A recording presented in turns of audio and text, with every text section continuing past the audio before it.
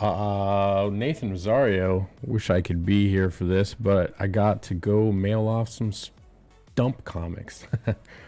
Appreciate it. Well, thank you for popping in. Thank you for popping in. Is my mic going good? Yes, it is. Spotify's not too loud. Looking good. Okay. All right. We are going to do another Black and Brew. Been months. Been months. So I saw this pinup.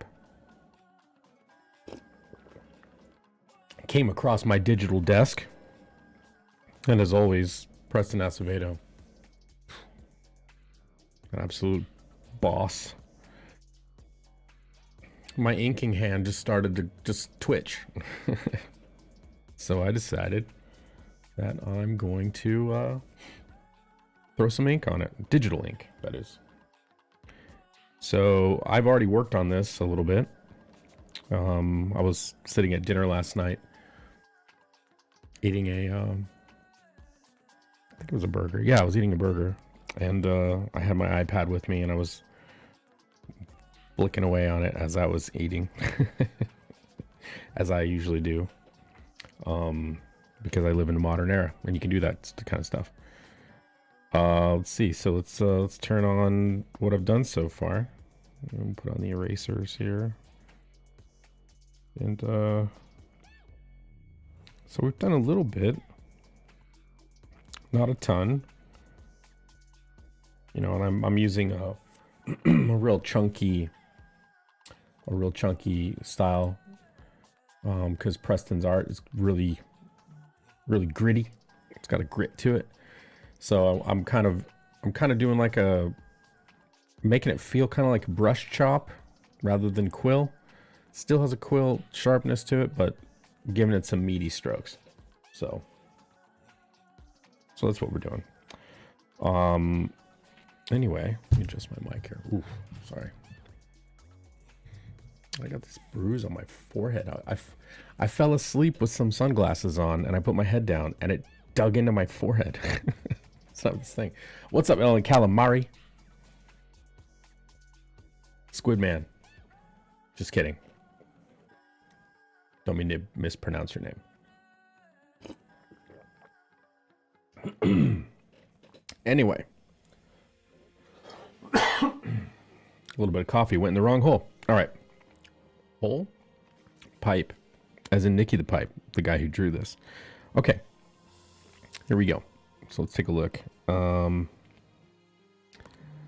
me just erase a little bit more of this. I like to keep it clean. I like to erase the art as I go. Usually when you're inking when you're inking traditionally, you don't necessarily do that because, you know, you don't want to lighten up your black and you'll have to respot. So you're gonna have to touch up anyway, but you know, you don't want to have an accident and accidentally smear what you're doing. So this is digital, so I just erase as I go. It helps me see where I'm going, where I've been, and where I need to go. So let me just erase some of these strokes. Get my blocking brush here. We're gonna just get rid of some of these lines that are still here. I'm just gonna loosely wiggle that out of there. Okay. Kill this as well. Actually, could that use another swoop? I like it clean. I could swoop off and add another one of like these line breaks here, but I think we'll just leave that energy swirl cleaner. All right.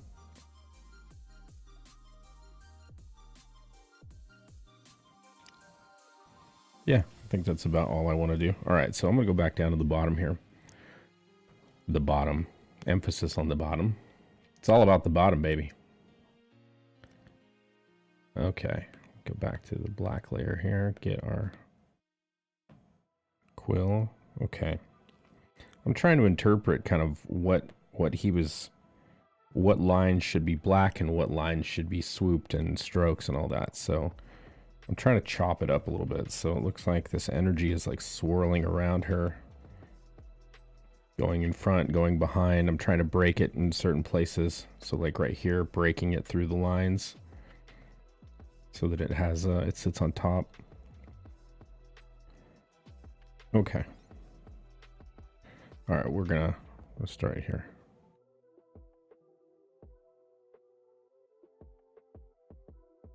So I'm going to be simulating some of this using a French curve. So I'm going to be dragging and holding, generating an arc the same as if I was using a French curve, because some of these lines are really long and swooped and I want to keep them clean. So I'm going to draw an arc. I'm going to curve my hand. I'm going to hold. That's going to correct the line a little bit. And then I think I'm going to pinch this in like that. Yeah. And again, this would be the same as if we were using a French curve.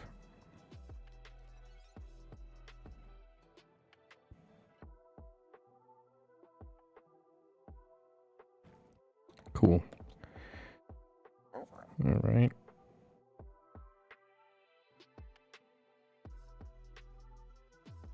Just gonna add a little shape to that line. And then we will pull this arc.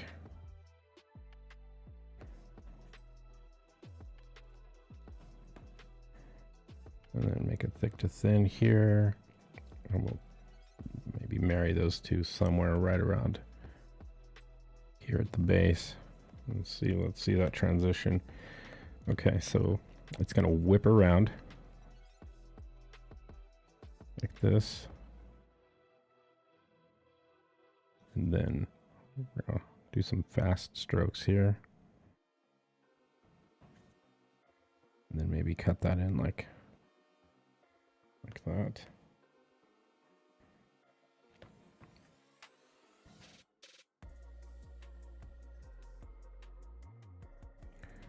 We're gonna double this up.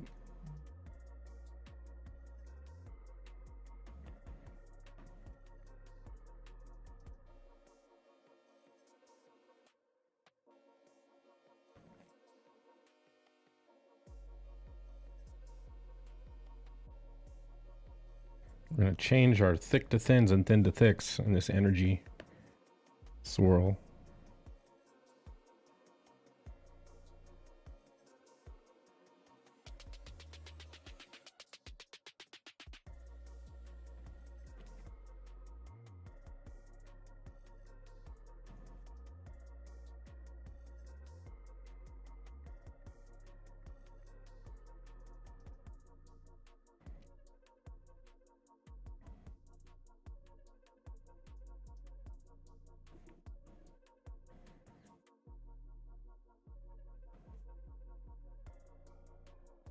A lot of stuff we're literally guessing here.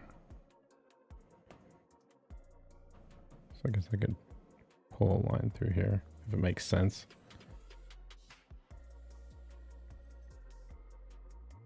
Kind of whipping around. And this is going to be a fill.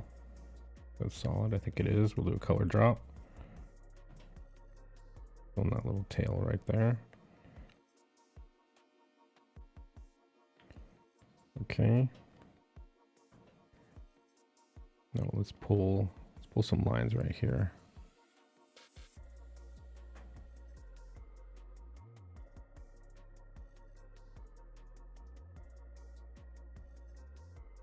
See, we don't want it the same length. We'll cut it right here.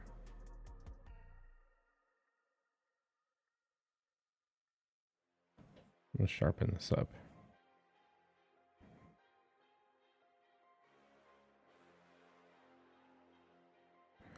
Normally with ink, we would be using a little bit of white paint right there.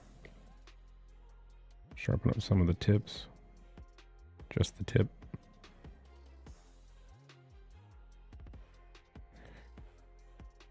Like that.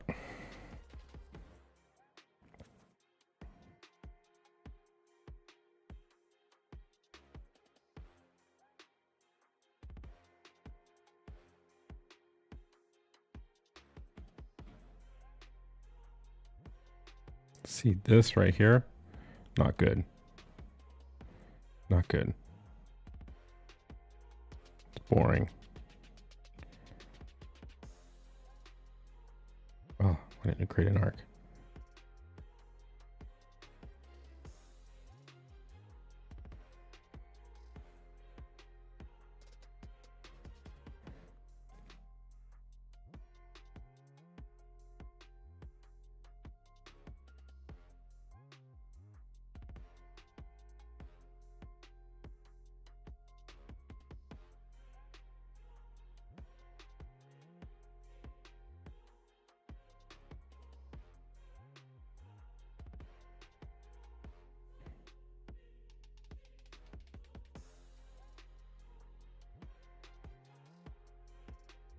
So we're trying to build a matrix of lines that are thin to thick and thick to thin, intersecting each other at interesting points.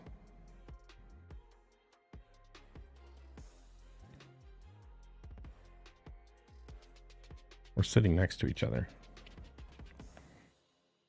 This needs to be not blunt.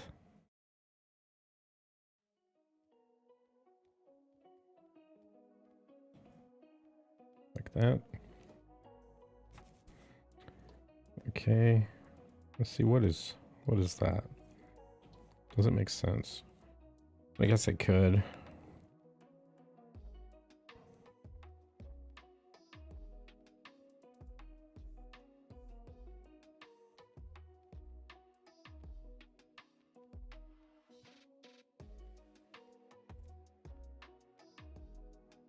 Ooh, quadrilateral. We'll start this up here. We'll marry that in like that. Oh, that's interesting. When we go too delicate, sometimes too delicate, it's not going to read. It won't print well.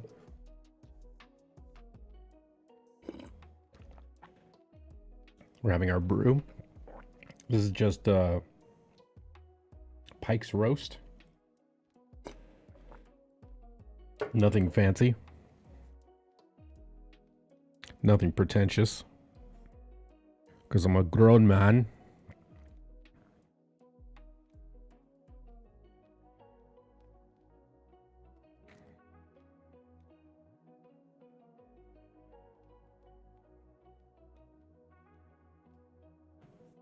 Don't like that exactly, so we're going to kill that. If we don't leave a kink in the line there. Yeah, that's okay. And that's the thing too about working digitally too. You can get far too precious with your line work. Far too precious. Real quick, real easy. Whereas like when I'm inking traditionally, you just blow through it. You touch it up with white paint at the end.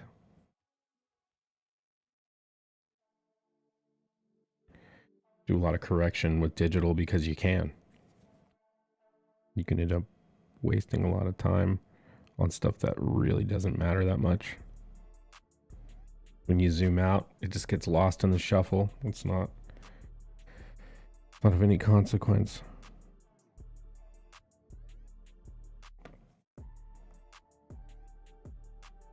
Let's throw a fill on that.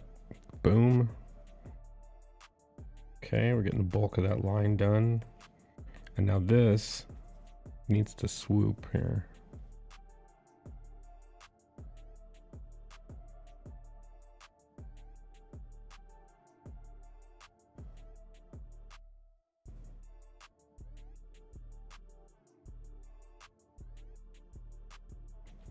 Like that. It's an ugly line. Make it a little more elegant.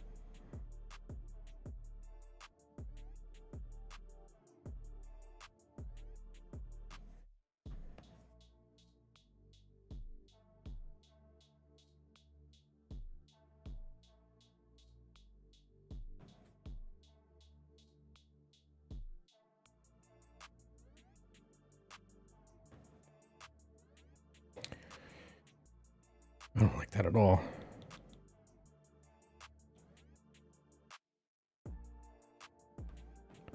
I think what I'm going to do is I'm just going to go Oof, no.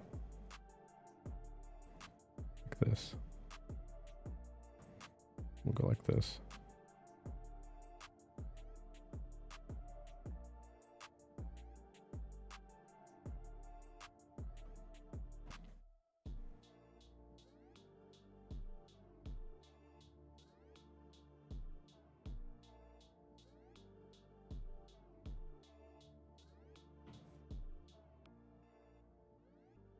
A little swoop, little curl, little swoop.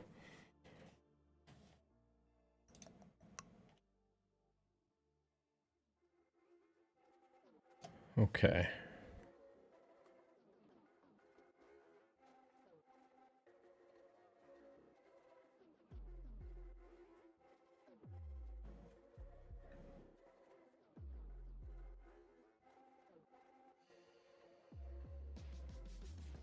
We're just going to close that off like that.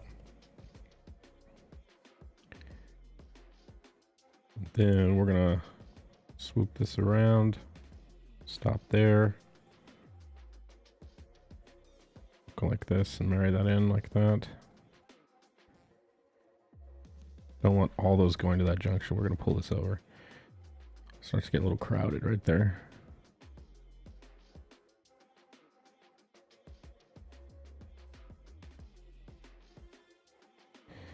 And what we're going to do here is we're going to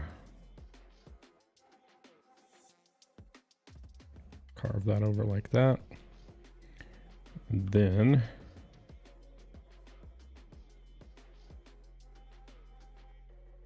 maybe we'll swoop this line out just a little bit, just to push it out of the bulk of the main form. So when we fill that, it still makes sense. And then we'll cut this over. This. Oh, it didn't arc. Sometimes it's weird, it doesn't arc. Oh, it broke. Do it again. Okay. Let's edit that shape. We're gonna pull this over. Like that. And now we're gonna fill this. We're gonna fill it. I feel it. You feel that? I felt it.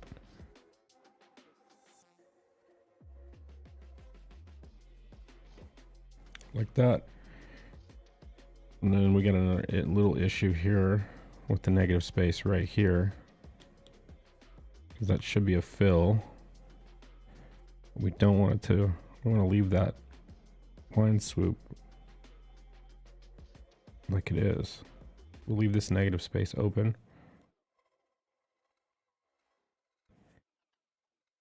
And then we're going to lose that. We're going to lose that cut right there. So let's do this. When this goes to full fill,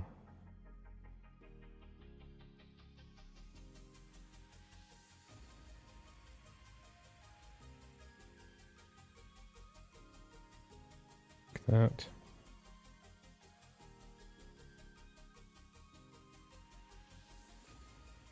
This.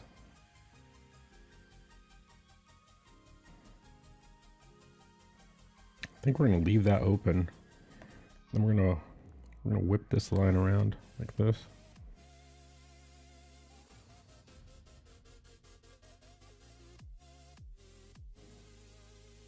Like that.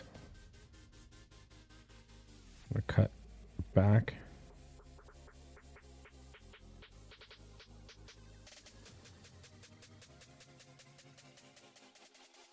Oh, it's registering as an ellipse rather than an arc. That's okay. Okay, now let's cut this back this way.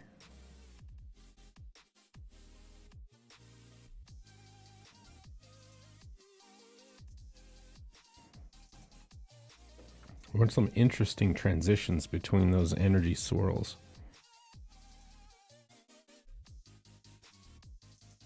Let's see, can we hook this in? I think we can.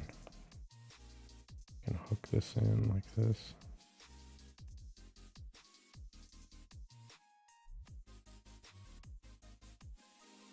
Would that look okay as a fill? It might. Let's cut this in. if I like that exactly. Let's see. Pull this out further. Maybe marry that to that line.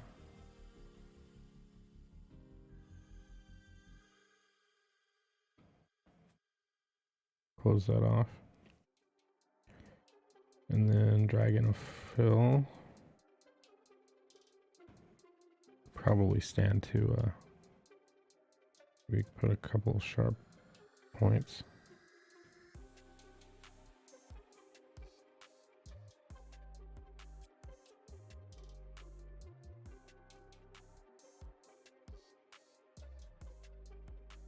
Yeah. It's kind of, we're getting way too delicate and precious with it now. This is our problem. This is our problem. Do like a little swoopy line here, picking it up at the base.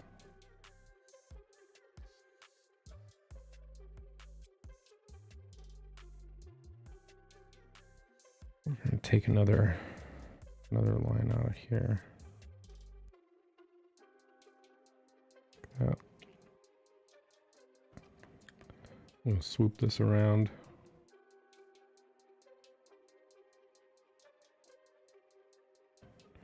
I need this to curve a little bit more this way.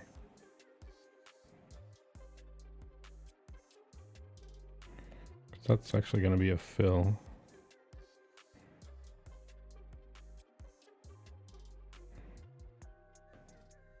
So I just blocked that in like roughly, just because I felt most of that should probably be black. So let's pull this line in here. Can we do that? Does it feel right? No, it doesn't. I'm gonna erase that.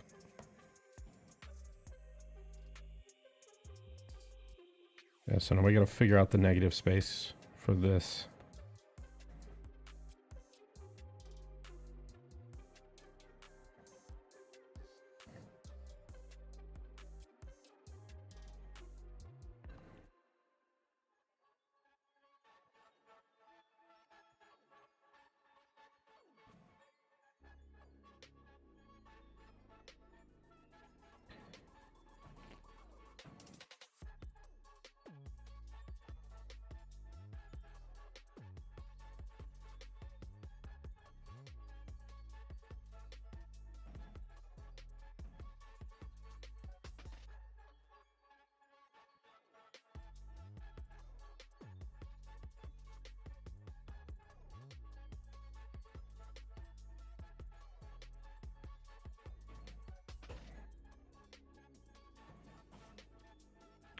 Okay, let's cut this back.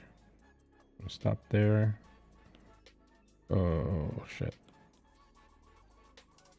We'll just leave it. It's fine. We'll shape the line a little bit. And then we'll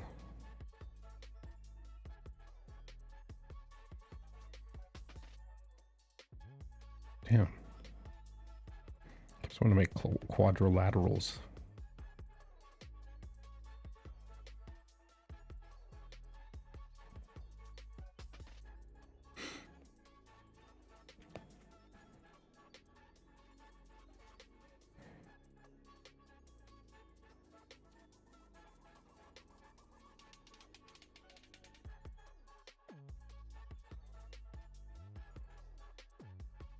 Too delicate.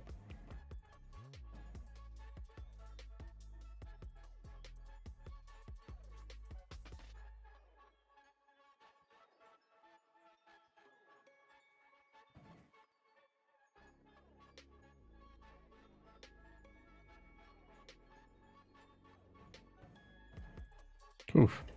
Wow. It just zipped away from where I was working. Where was it? Okay, it was right here. Now it's cut. What's up, Sam?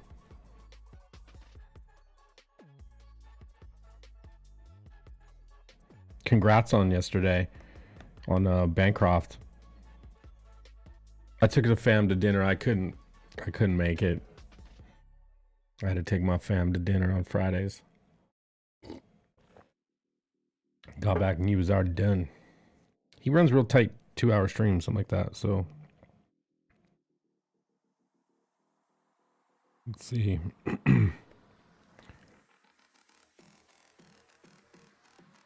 We don't want eraser. We want this. Okay, do you want to add to that? Yeah.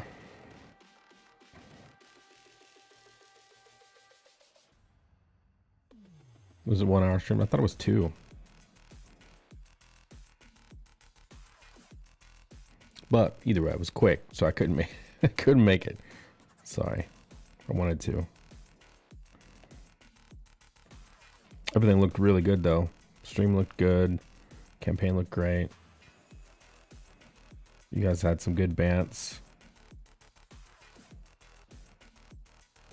Proud of you, brother. Proud of you. Good job.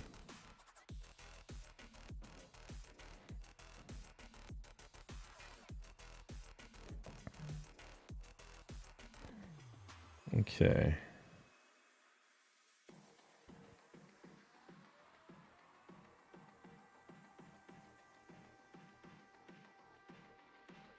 I think we're gonna close this up here.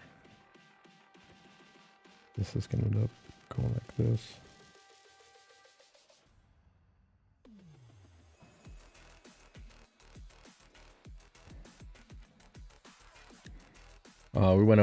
We went a bit over the hour last night because he had the day off. Ah, nice.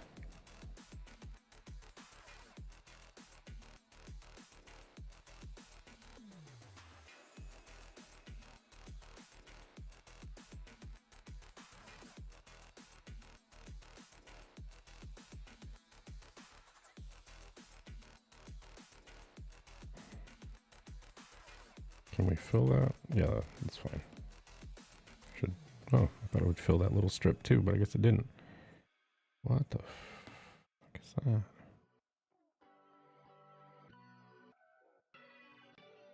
Okay, so that's gonna be black as well.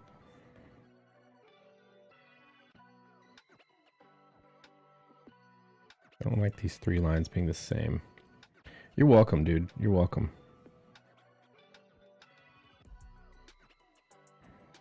Let's erase this a little bit. Change the trajectory of that line so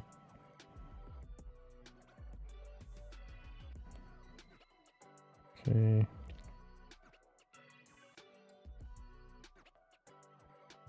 Let's vary their lengths a little bit.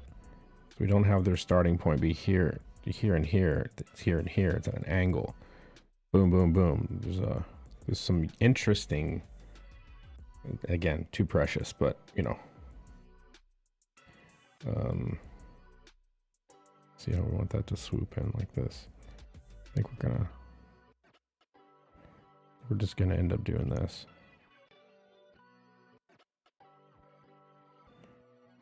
And then fill that with black.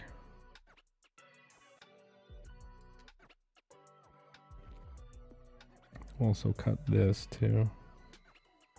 And fill that with black.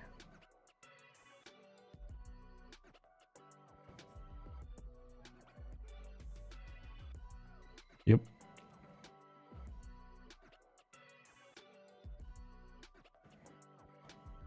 Okay, so we're gonna take this, start this line here, and go thick.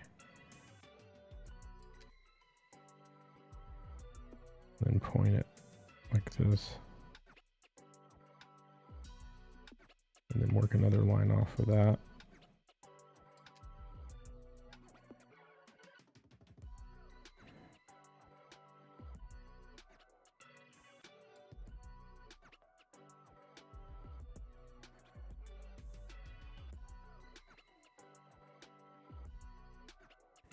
Yep. And now I think we could safely just go black there. Makes sense. This curve's a little weird.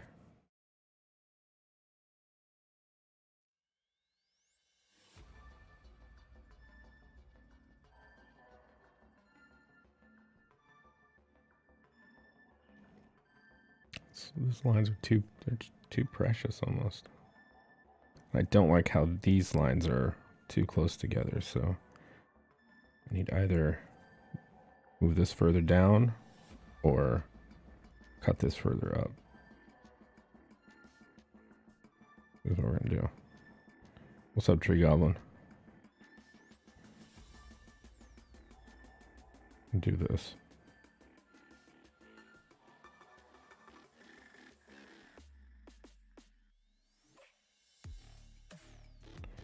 And we'll fill that in. There we go.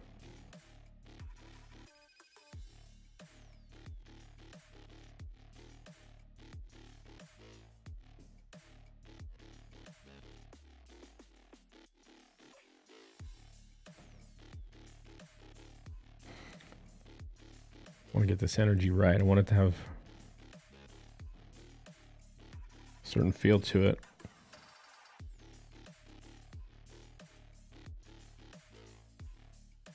So should I cut that? Yeah, I think I will.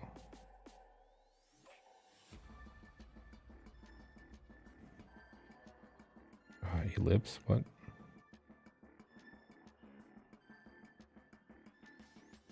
It's okay. I'm gonna erase that little tip that's hanging out there.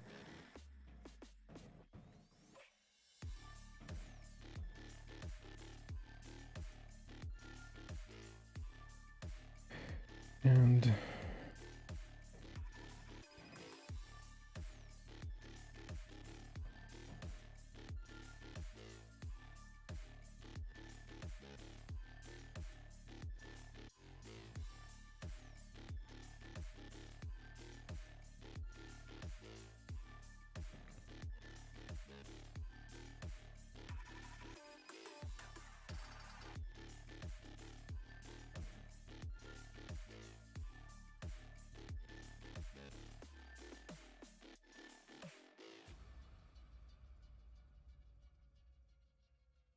trying to think my way through this here.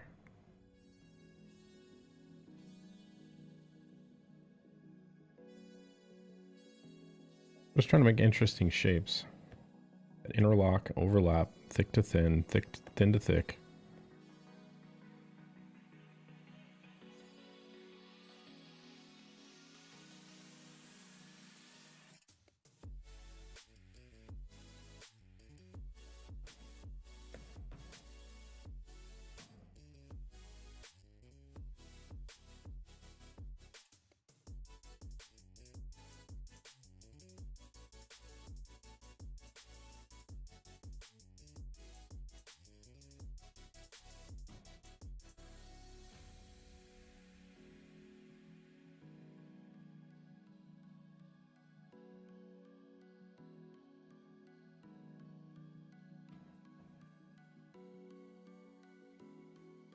Okay.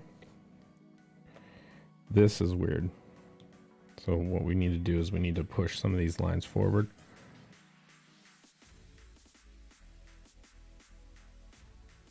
And then maybe, is this going to be filled black? Oh, actually, you know what? Here's what I'll do. I'll fill this with black. And then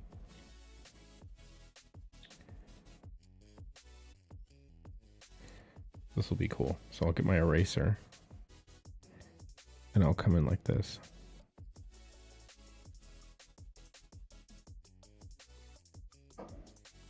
Like that. And then maybe one more.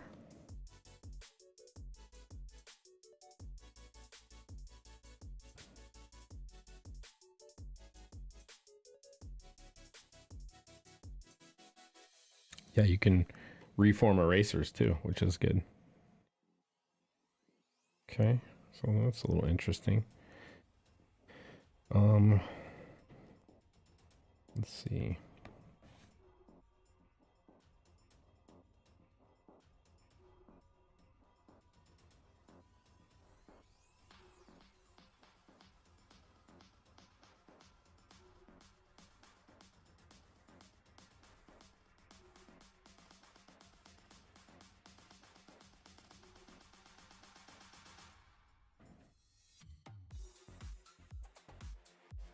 I think that's all gonna end up being black.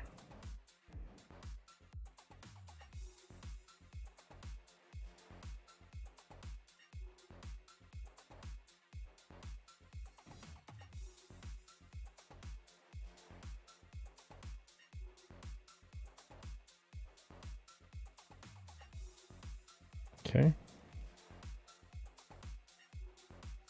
Really sucks when you have a beard and you have mustache hairs that tickle your nose constantly. It's like, blah, blah. It's gross. Hate it.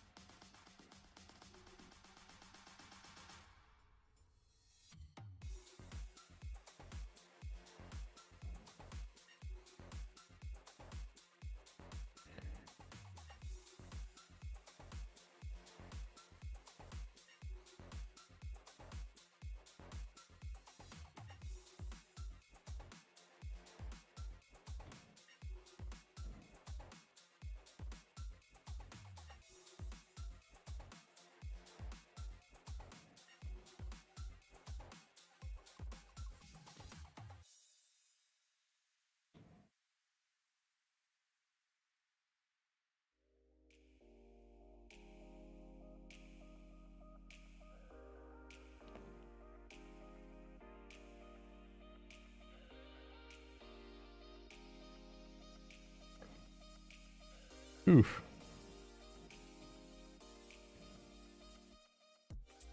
Just leave it as it was. Okay.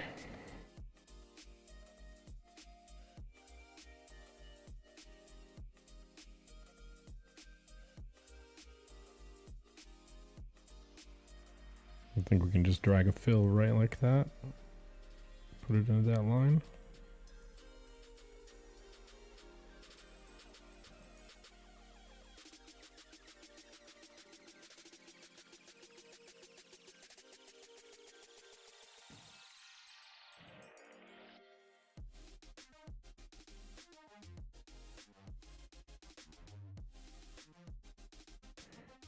Then we're going to cut one more negative space.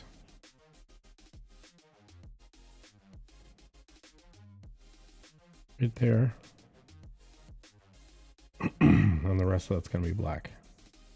It's all going to be black.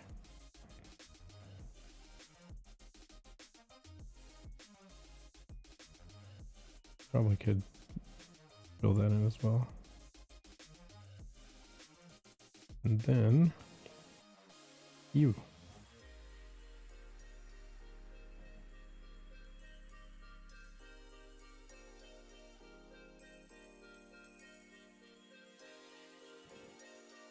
And you.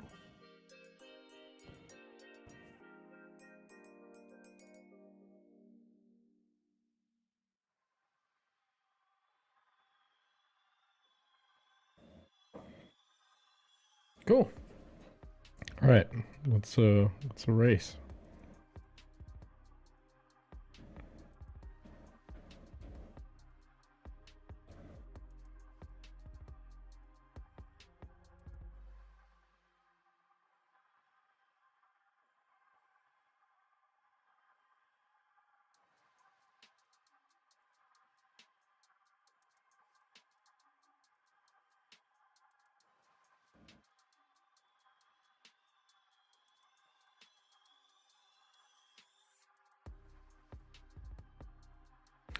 I think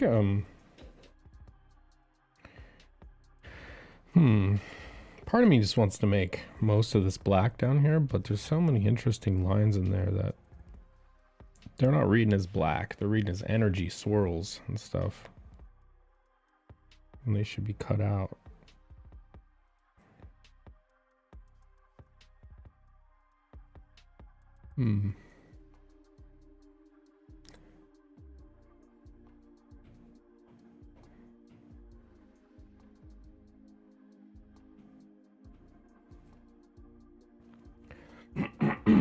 All right, more coffee.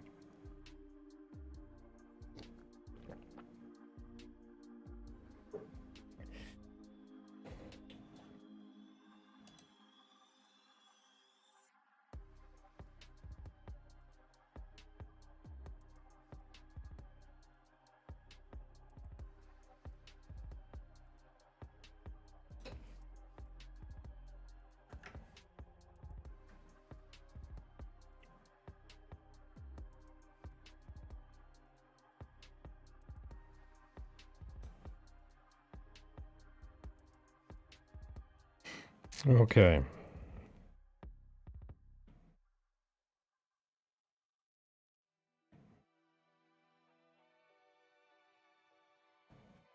See how some dynamic lines looks. We're gonna add another layer here.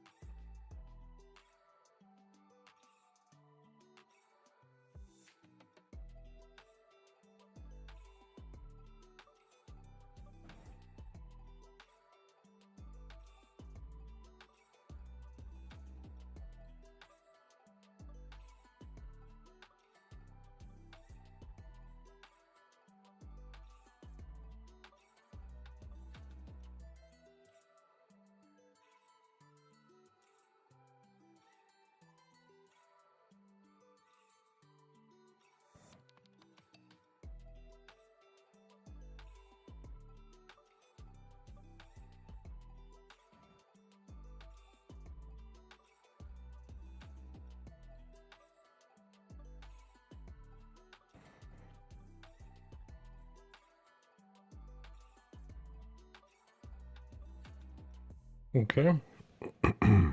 So we got some energy swirls rising off that.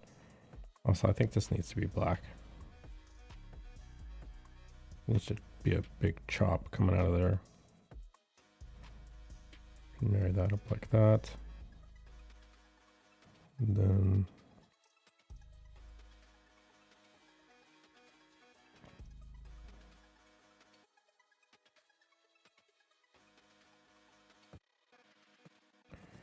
That line coming out like that.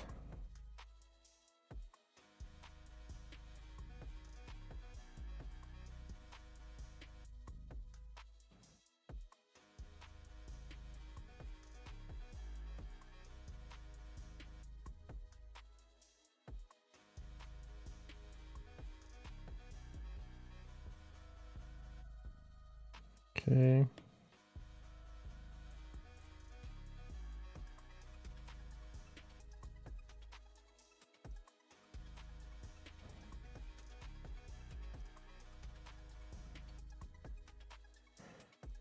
Probably this needs to be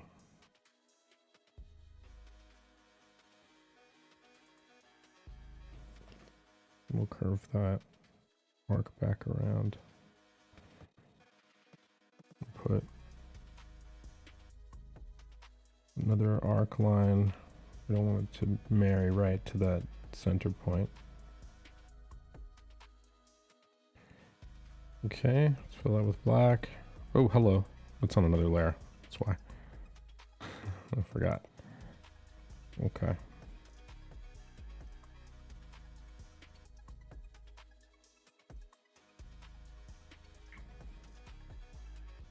Let's do that. And we will marry that in like that. Drag a line there. Fill that in. And then fill that in.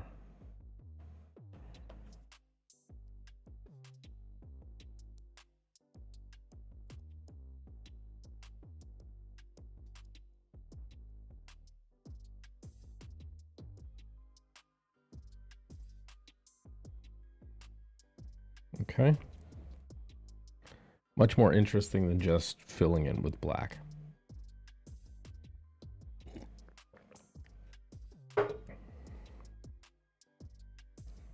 Okay.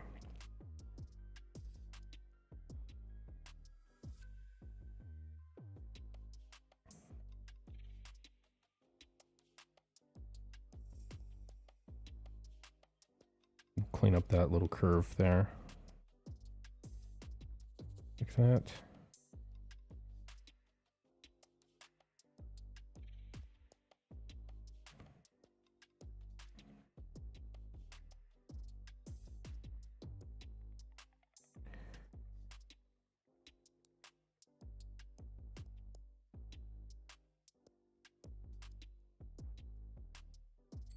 See about, oof. Don't want them to be the same height. Better.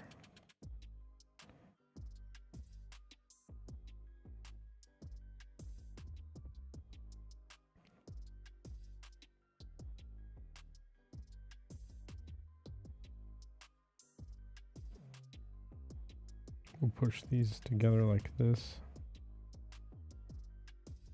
Shared the link around, trying to get more peeps in. Keep it up. Later, buddy. Right on, dude. I'll be in the Discord later. I really want to work on my book tonight. I haven't touched it in so long. It feels like it's really bothering me. But yeah, appreciate you.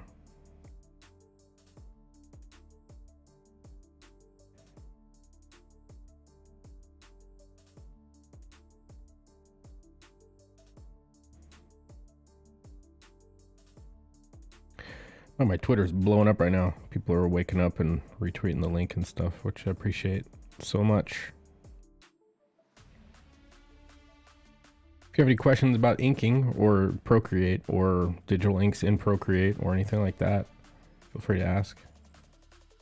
Always down to help people who want to learn stuff.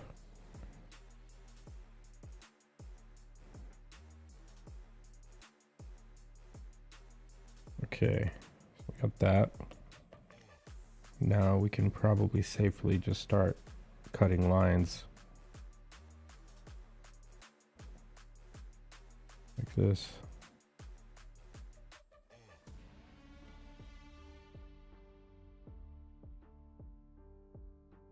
Oops.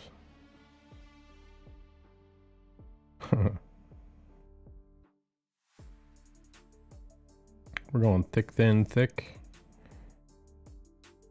Thin, thick.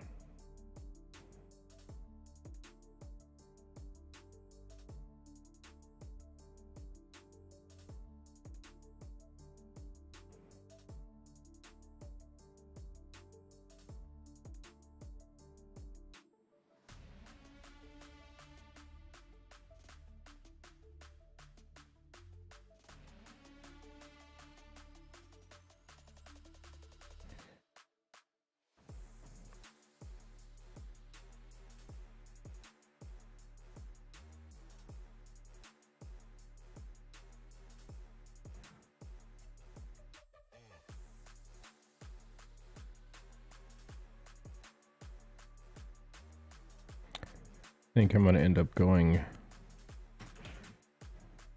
all black with that line. Hello, wife. You want more, Dick?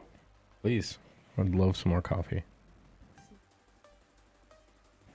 Oh. No.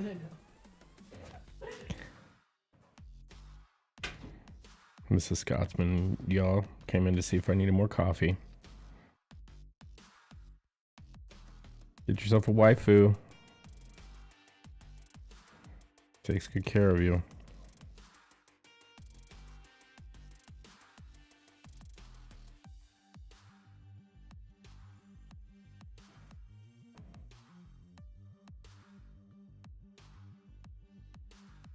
Or if you're a woman, get yourself a gaifu. I don't know.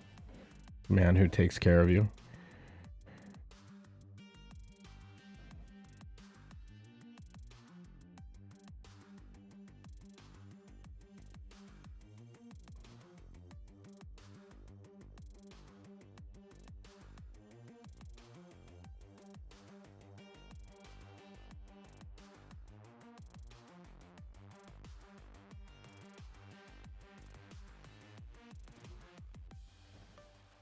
All right.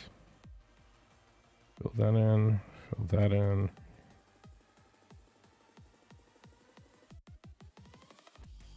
Just trying to do right by these lines here. I could probably stand to be all black. Make it overly complicated for no reason down there.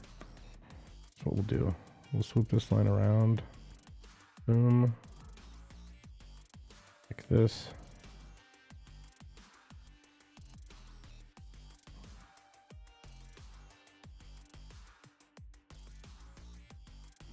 Right like that.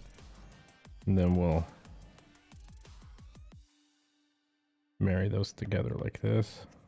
And let's do this.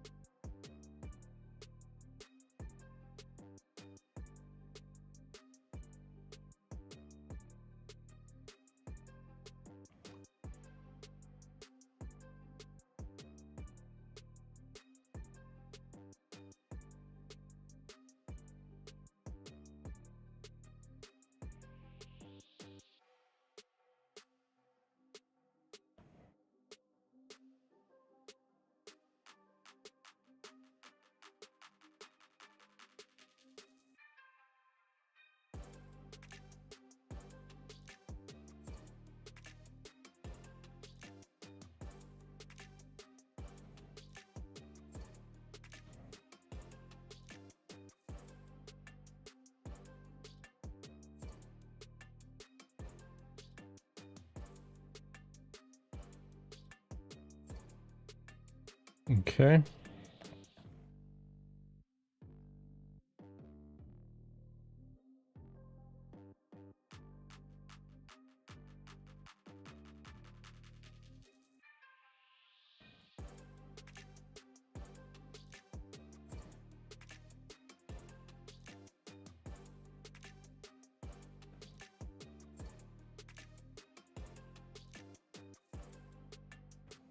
Weird relationship between those lines. You know what we're gonna do? I'm going to solve it like that. Just going to curve this. It'll make sense. Then we're going to curve this. And we're going to connect them earlier on, like that. And then this is too similar right here. So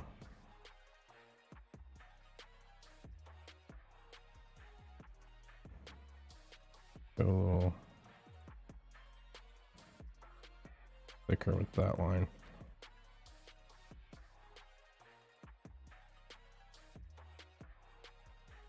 Sometimes you just black stuff in.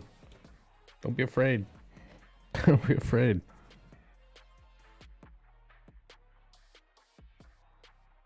If something's not working, see if you can black it in.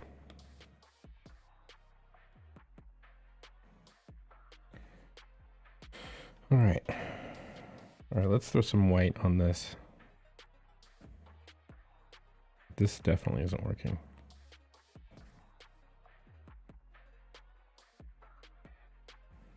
There. Yeah, that's fine. Let's do this now.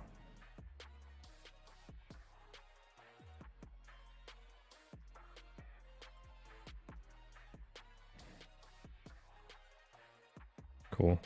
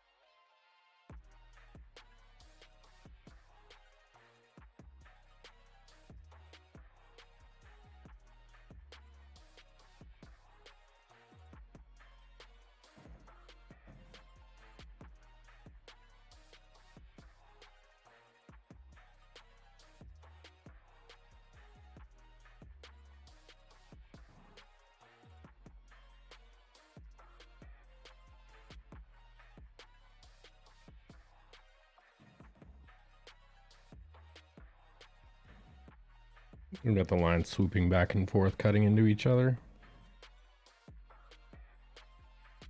All right, let's erase some of this so we can get a better idea of what we're dealing with.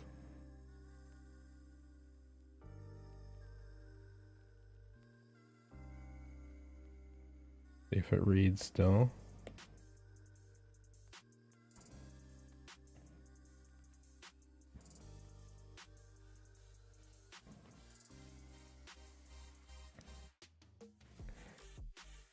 Yeah. It reads just fine.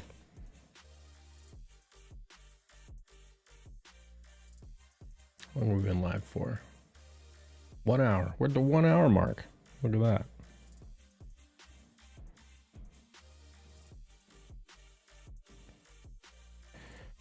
Okay.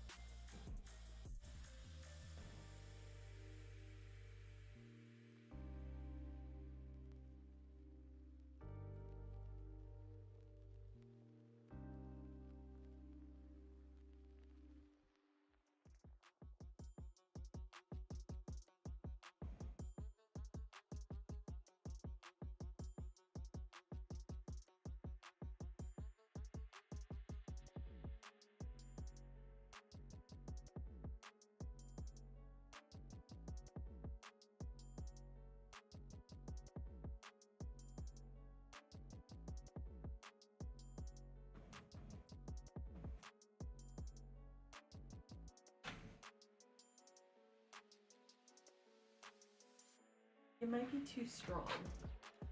No such thing, my dear. So there was a malfunction. I put it in for 12 ounces, and I did this much of really black, dark, super like thick coffee. Sounds delicious. Yeah. So then I put more on top of it and cleaned the thing. You put more on? That's not nice. Wow, that's strong. You want me to water it down? No, I'm just kidding. It's wonderful. Okay. Thank you, sweetheart. You're welcome.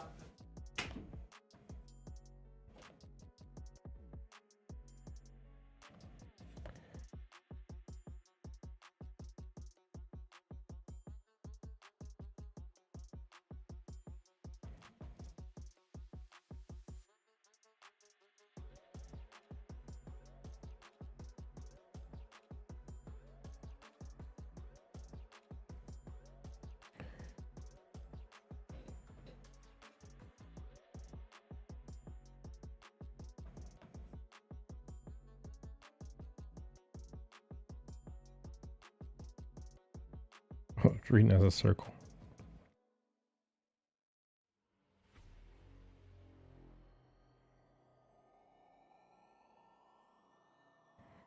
Let's do that.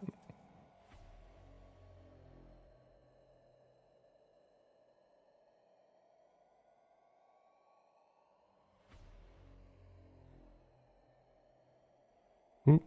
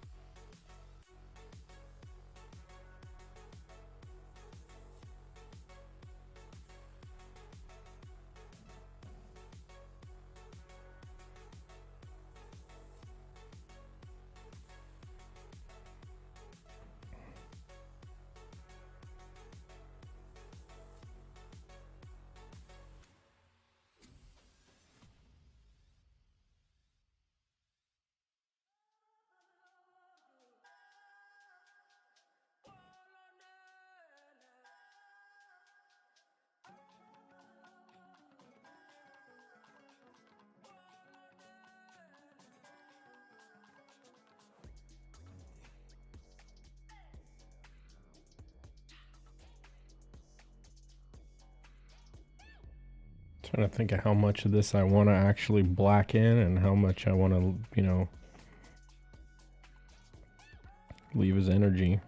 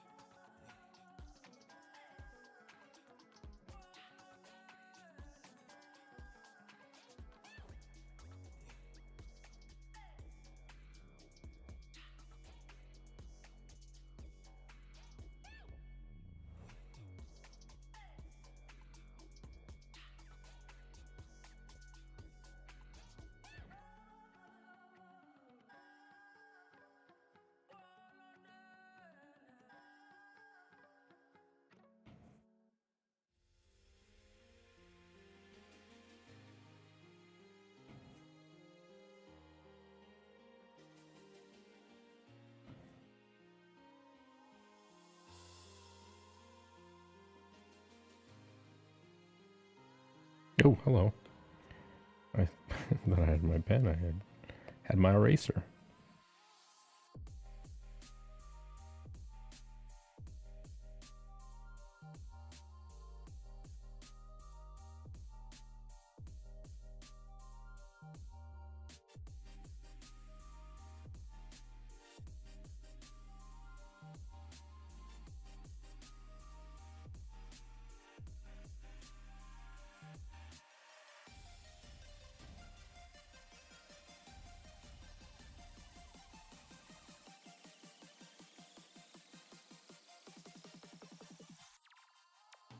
That could be all black.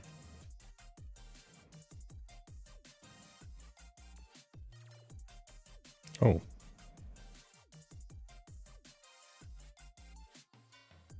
Is it open? Oh, it is open.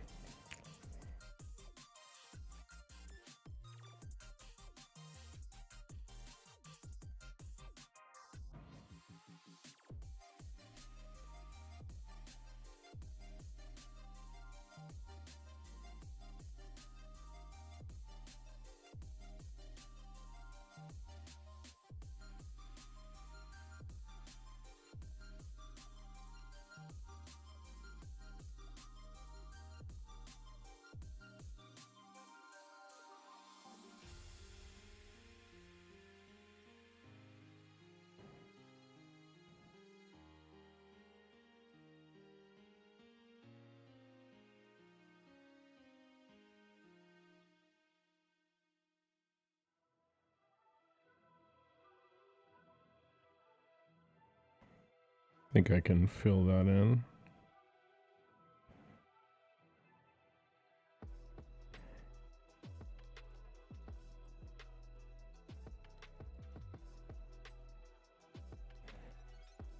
Too precious. Probably going to be part of that fill as well. Yep.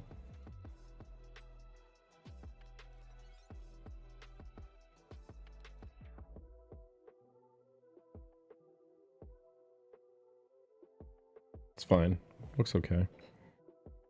Looks okay to me. What do I know?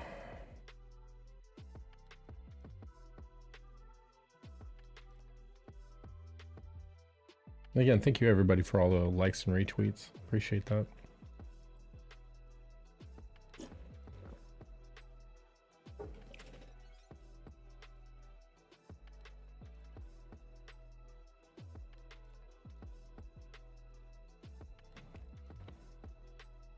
I'm spending so much time on this bottom part.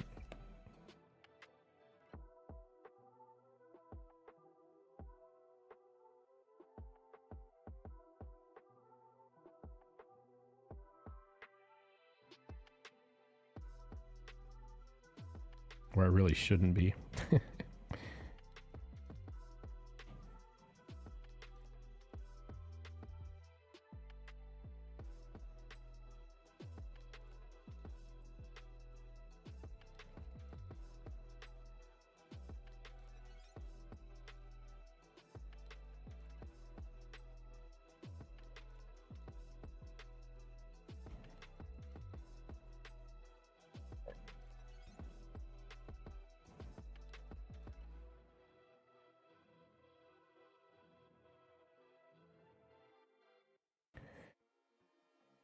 Can I marry that together? I think I can.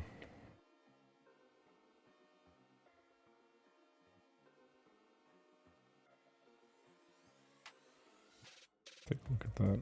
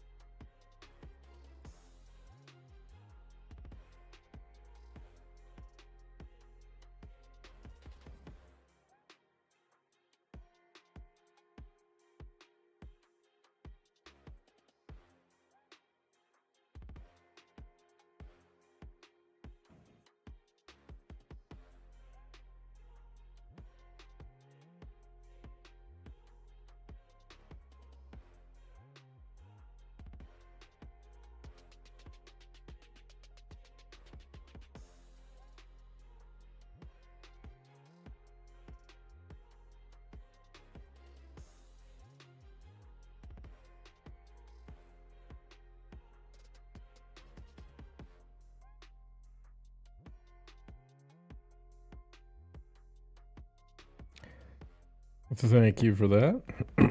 All right.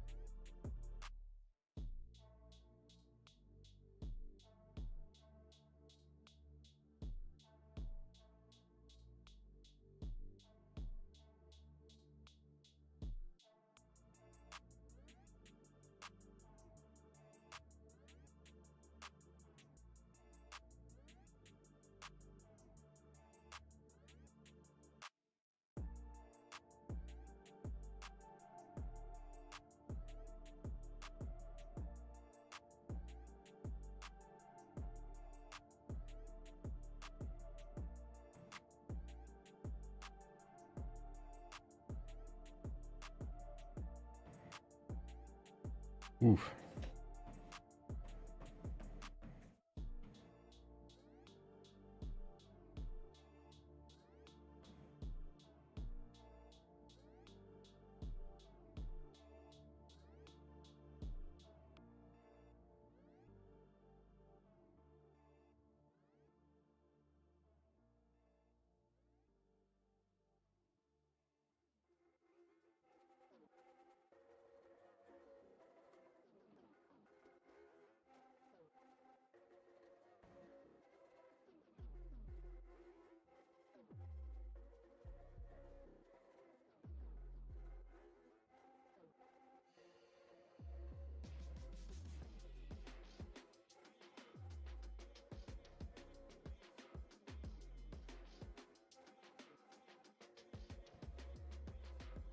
No, that's gonna be all black.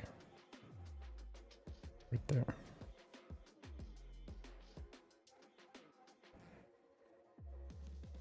Okay. We're getting it. We're getting it slowly and slowly and more and more and more and more. We're just piecing it together.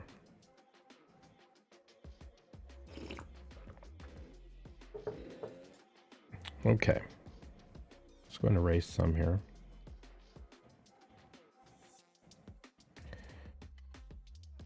All right.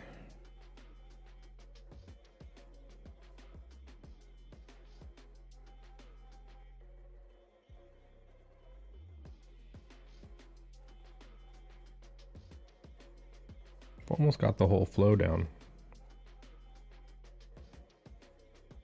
Just this bit that's left.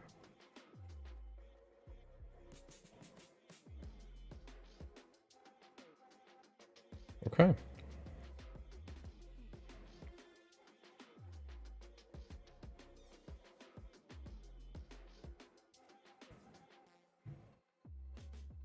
I think I might creep up the side here and work on these creatures here. Is that an eyeball? I think it is. Preston draws some creepy shit, man. Tentacles and looks like that's a snake with like a forked tongue coming out. A little goblin of some sort. And like that's the devil or a devil or a demon of some sort.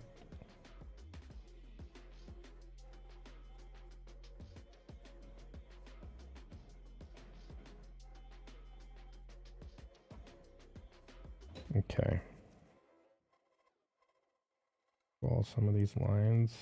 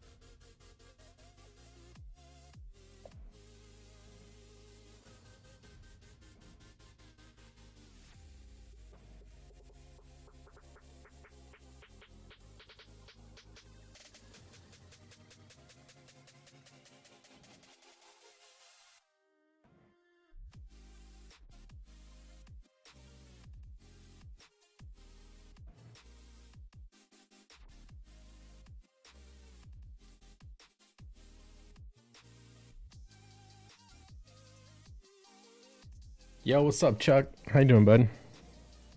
We're just inking some Preston Asevedo. That ass, though.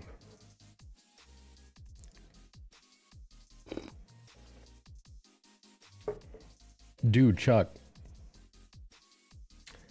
Finally got to simple storage on the Minecraft world. Got to simple storage. That changed everything. Made a bunch of cable, made a bunch of crates, put them underneath the base, linked everything up with item cables. Made myself a multi-dimensional remote. I got into the, I guess the computer age or whatever. So now I made my pressure chamber, I'm making transistors and electrical components and printed circuit boards and whatnot. And almost time to make my liquid oxygen and my oxygen mask and my rocket and my launch pad. About ready to go to space, dude. Getting close. Getting close. See, Mertz got arrested.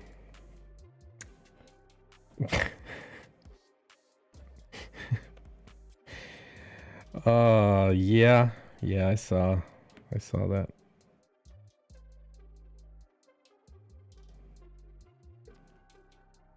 Paul Joseph Watson meme. Imagine my shock. I don't know. These people. tell you what, man, if there's anything about being on the internet more, it's made me feel hyper normal. Like I'm as vanilla normal as you can get, dude. Well, maybe strawberry, you know, orange dreamsicle, whatever, ginger flavored. But yeah, all these weirdos, dude, they make me feel hyper normal. So, looks like a cute picture. Well, thank you.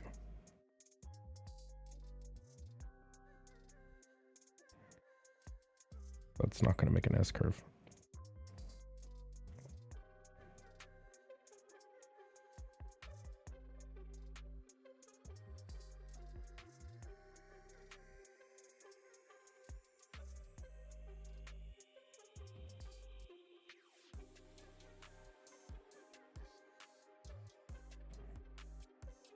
I think we'll just let that sort of crazy interchanging mess be what it is. A swirl of. I guess their password and read their emails. Tell me you don't understand what hacking is without telling me you don't. Right. Yes. I don't know. Honestly, don't know what's up with some people.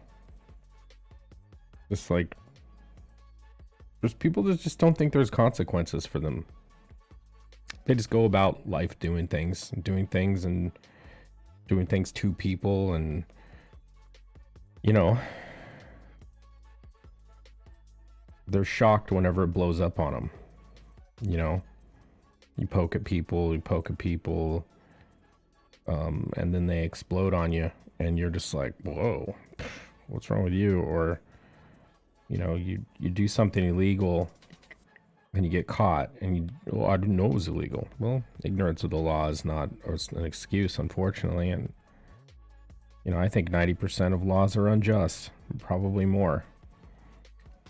You know, I mean, you and I pretty much are in parity on that one, being the you know, of the libertarian-ish persuasion. But like, just people do dumb shit, man. Yeah, fight me IRL then. That's yeah. That's literally internet 101 of top things you'd never say, but you know. That's always how a troll knows they've won the argument, when you tell them to fight them. But, you know, it is what it is.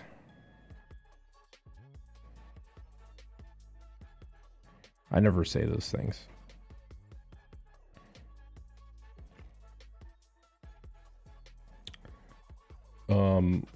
Dude is a lunatic. Yeah, well, he proved himself to be a lunatic before.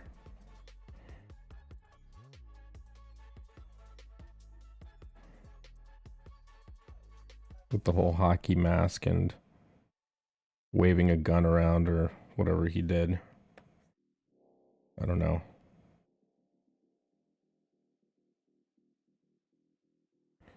That isn't normal behavior.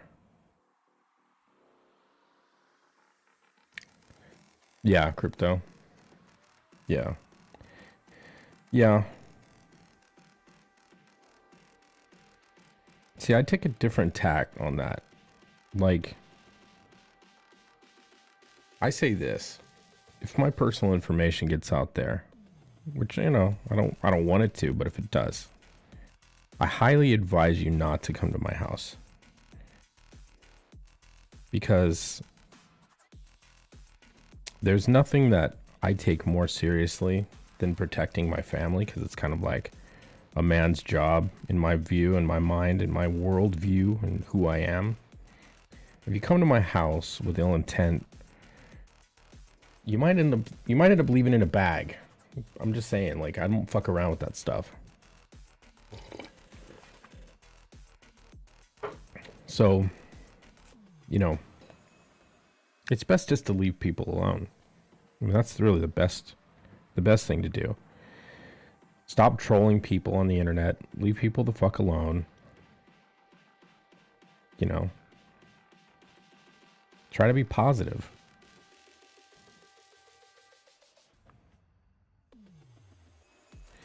But some people's lives suck so bad that they derive, the only joy they can derive in life is to make fun of other people, or to you know, meet me for a drink IRL. I would.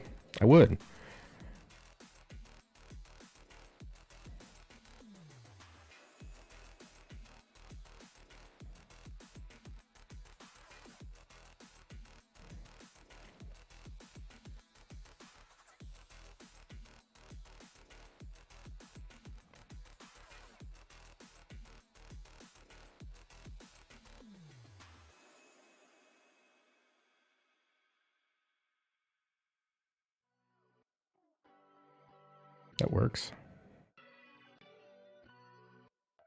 Yeah, it would be a bad day for you, Castle Doctrine.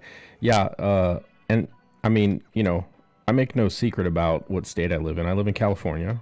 California is a very unfriendly state to self-preservation and the Second Amendment and stuff. I mean, there's a fuck ton of hoops you gotta jump through just to be a gun owner.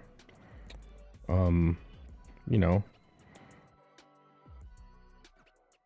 and to be quite frank about it, I mean, a gun might not be the first thing I reach for.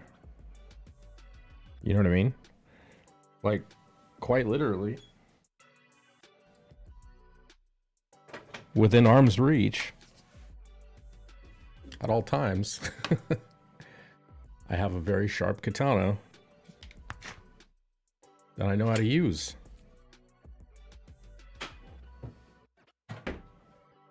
Always close by. Every man should always be armed at all times. You know. Should always have a knife in close proximity, on you, near you, whatever. At a minimum, every man should have a knife at a minimum, for utility, for safety, for whatever. You know. So I troll to a point and leave violence out of it, and that's only if they force me to make fun of it. Yeah, true.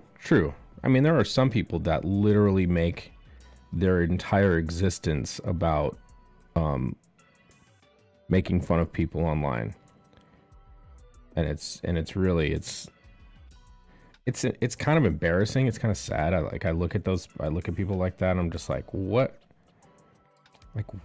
Like, were you dropped on your head as a child? Like, to the point where you can't derive joy unless other people are, you know, crying or in suffering or fucking seething with rage because you know, I don't know. I just think it's dumb, personally. It's weak, it's low rent, it's not sophisticated, it's beneath my talents and beneath my time. My time is valuable, dude. We only got a certain amount of it on this planet. Use it to do something important. Use it to build other people up. Zoom out? Yeah, man. Hold on, let me see.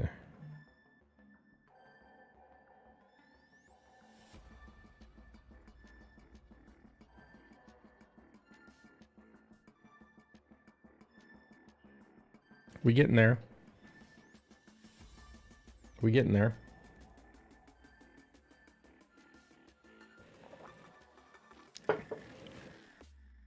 I'm just working on this energy down here. Sweet. Thanks, buddy.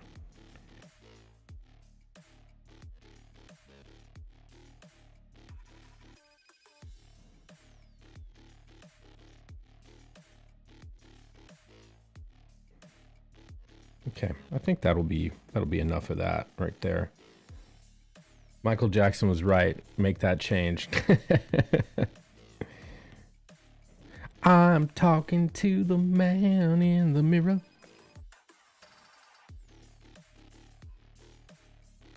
I'm not saying that.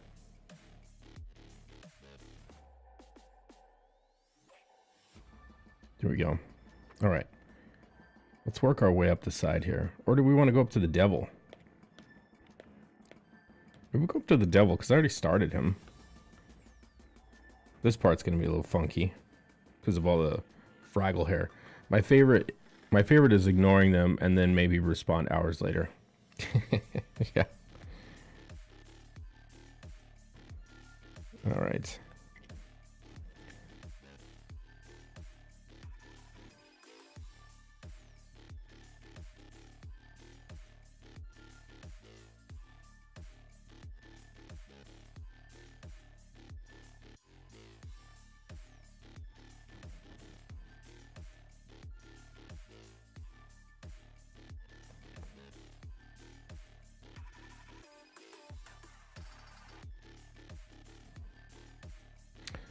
Beta males trying to act like fake ass alphas. Yeah. No, for real. For real. If we all behaved like Michael, though. Well. Yeah. That's a negative, Ghost Rider.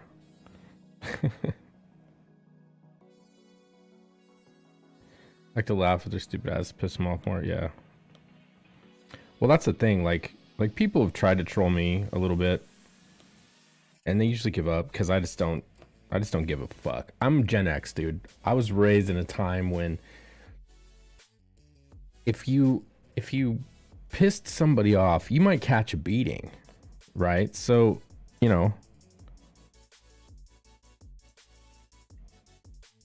like there was a cost to your words. Say them.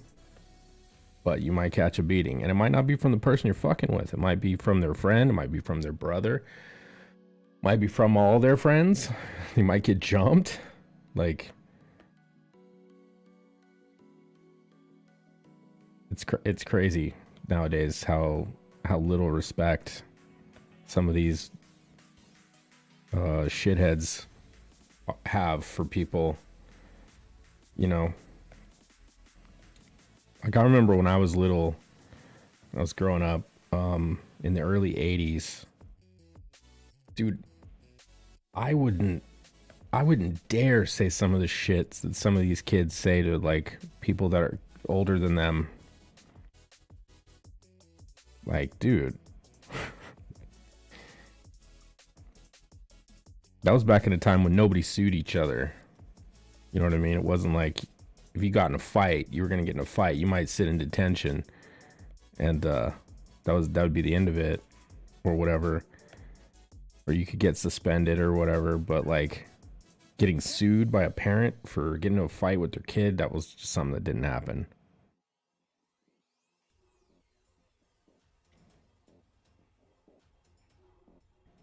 So, world's different now. People are weak. It's funny. People's weakness is in direct opposition now to, like, how much trolling they do. So, like, you know, they'll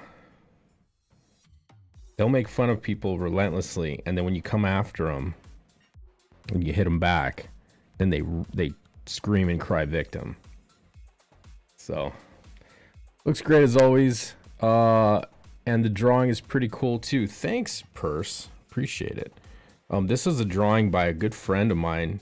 His name is Preston Asevedo. It's a pinup for a IndieGOGO comic. It's a crowdfunding comic that's out there. So yeah. So I'm just inking it. I got this pretty low resolution. That's not actually too bad. It's pretty good resolution for being Twitter. And I'm putting black lines on it. So, I don't know. Hopefully they can use it if they want to. If not, it's cool. Whatever. It's fun for me. I enjoy this kind of stuff. So, that's what I do. Now it's everyone. Yeah, exactly. Yeah, I just... I don't know. I just don't have any patience for it. Got better things to do with my time.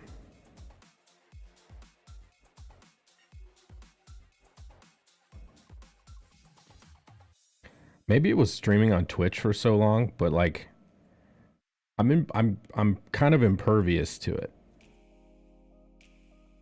Because like the baby trolling that happens on YouTube is nothing compared to what you deal with on Twitch.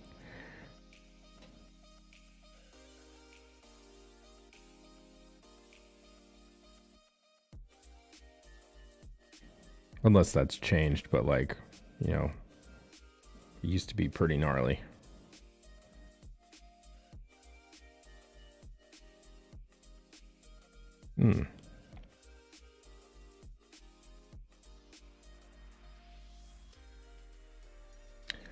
Internet tough guy. Oh, yeah. No, for real. Yeah. 90% of the things people say online, they wouldn't dream of saying in real life. Not even close.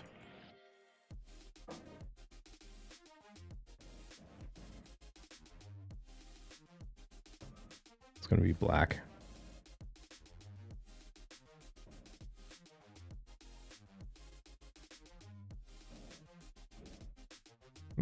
Red as an ellipse. That's wild.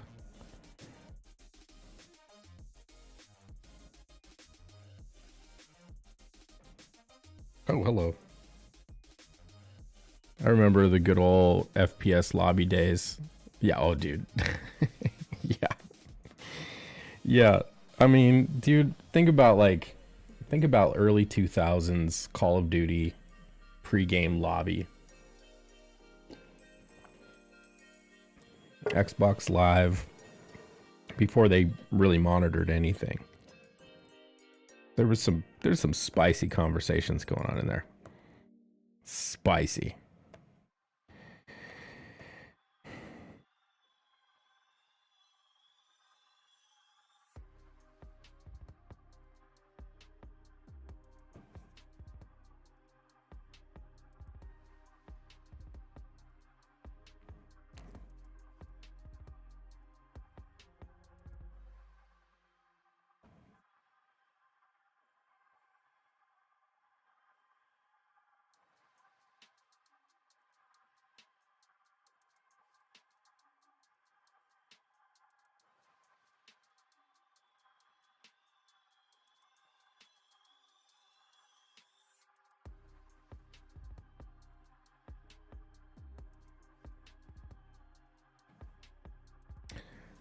Like asking Nerd Wonder for, I mean,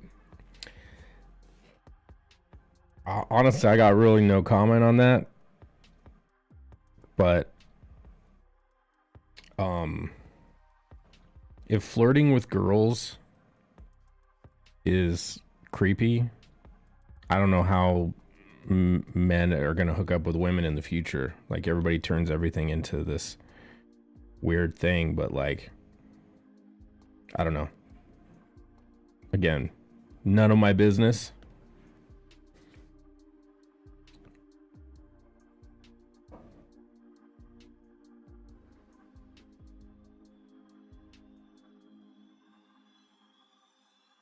But if everyone had a replay reel of everything every man has said to a woman, like flirting with them, everything could be construed as creepy.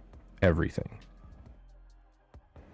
Pickup lines in bars, guys bothering girls who aren't interested. You know, like, everything's narrative, man. People make everything into narratives, and then they, over time, they shape those narratives into things that, I don't know, don't mean the same as what they did when they were said. I love the short memory people have on certain things, and the ability for other people to change narratives over time.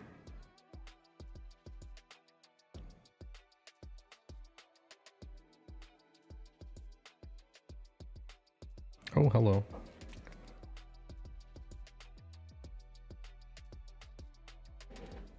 Specifically creepy when you're paying them for work. Well, really? Not exactly, actually. There was a point in time in America where women got secretarial jobs, not because they wanted to be secretaries, because they were looking for a man. You know what I mean? That's a lot of Zoom. Sorry. What's up, Johnny Cage?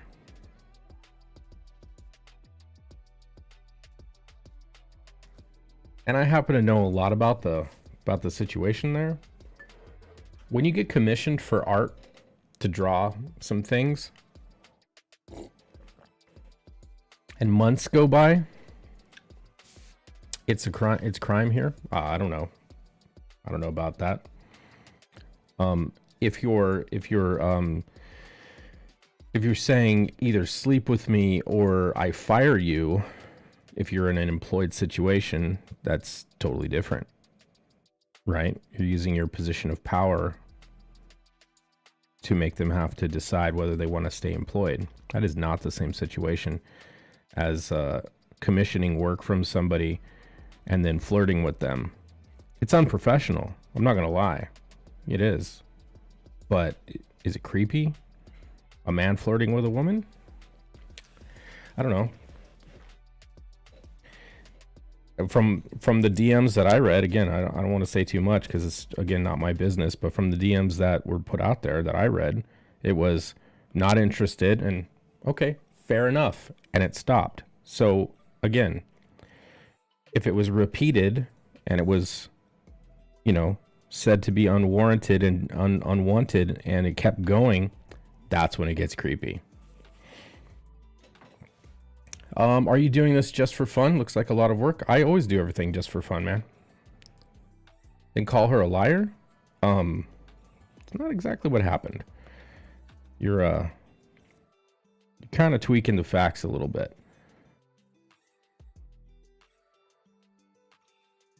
You can tell 90% of the truth of a situation and bend some facts. Someone can, and you can be a liar. You can tell 90% of what happened and then bend a little bit of fact to make it look like, you know, more favorable for yourself and be a liar. So, oh, nothing, Johnny Cage. Nothing I really want to talk about, actually. But Tree Goblin is fixated on, you know, bringing up things that are kind of old news, kind of don't matter to the issue at hand. So,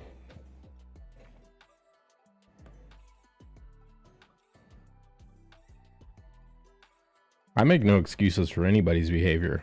Everyone is free to fuck up their life however they like. None of my business. But I will say that I don't like when people create narratives that aren't true or pile on and that kind of shit. But again, none of my business. It all sticks everything about the guy is it all sticks. It all sticks. What's up, Chris? I don't know what that comment meant. Maybe there's a typo in there. Maybe it all stinks. That's what you're trying to say. I'm not gonna disagree with you. I mean, you know, it's not something I would have ever done. It's not something I condone. Not something that I'm endorsing. None of that. I think you're right.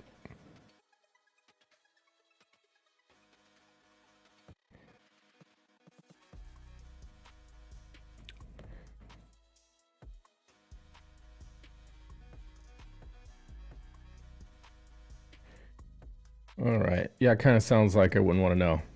You're right, Johnny Cage. You're right, sir. What are we talking about? Nothing important. Old news. Old news. Old news. What we are talking about, though, is this piece right here, this piece of art. This beautiful drawing by Preston Asevedo for Mike Murphy. The link is in the description for his campaign for this book. This is from Longshadow, I believe is what it's called. Simon did a pinup for it too. Beautiful pinup. So that was cool.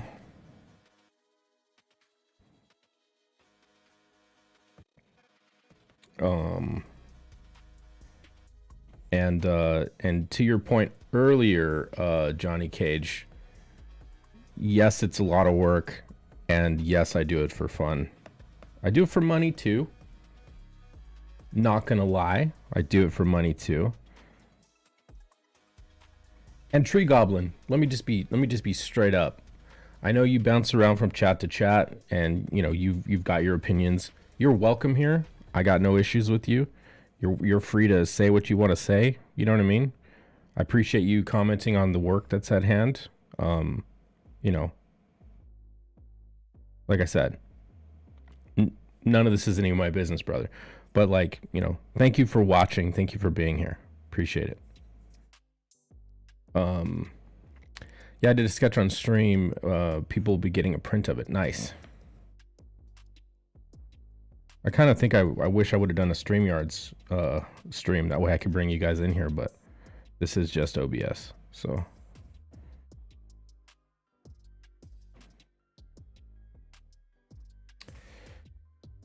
Okay.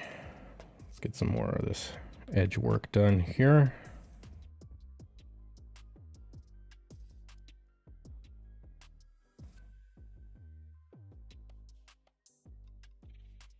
Glad I missed whatever that was all about. Oh yeah, no, it's all old news. It's stuff that people keep bringing up, you know, because it's in vogue right now to do so. Shit will calm back down.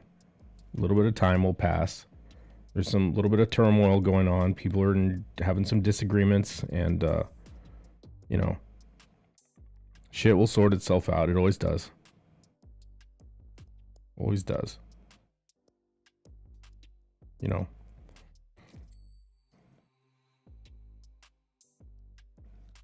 Ooh, thanks for the links. Yeah, exactly. The link is also in the description too. It's my reference link. Not that I care, but you know, if you use mine or the one Sim posted.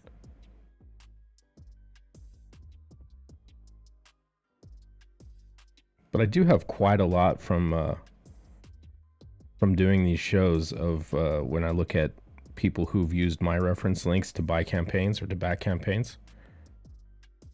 I do have a couple dozen actually. Not coming at you. That's right. Some people need some drama to promote their books. Yeah. I mean, when your talent alone can't carry your work, you need another modality, right? And some people use rage, and some people use rage and trolling, and you know, making fun of other people as their primary mechanism for making up for their lack of talent in certain places. You know, it is what it is. I used your reference link. Oh, appreciate it. Appreciate it.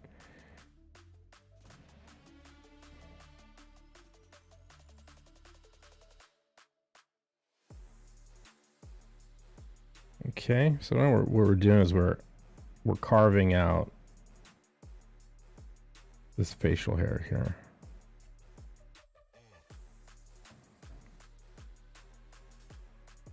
With these little loops and whatnot. Yo, what's up, Mutt Man? How you doing, brother? Let me zoom out, give the stream a view of what we're working on here. We started out with that beautiful pinup by Preston Asevedo. And we're throwing some digital black lines over top of it, like so. I'm using kind of a semi-slick, chunky style. So it kind of looks somewhere between brush, a sharp brush, and a quill. And there you go. So right now we're carving in this face here. And what I like to do is periodically use this blocking brush. Mutt, you were on that. You saw that conversation I was having with Mark and Drew. I think it was Drew. about doing the fill.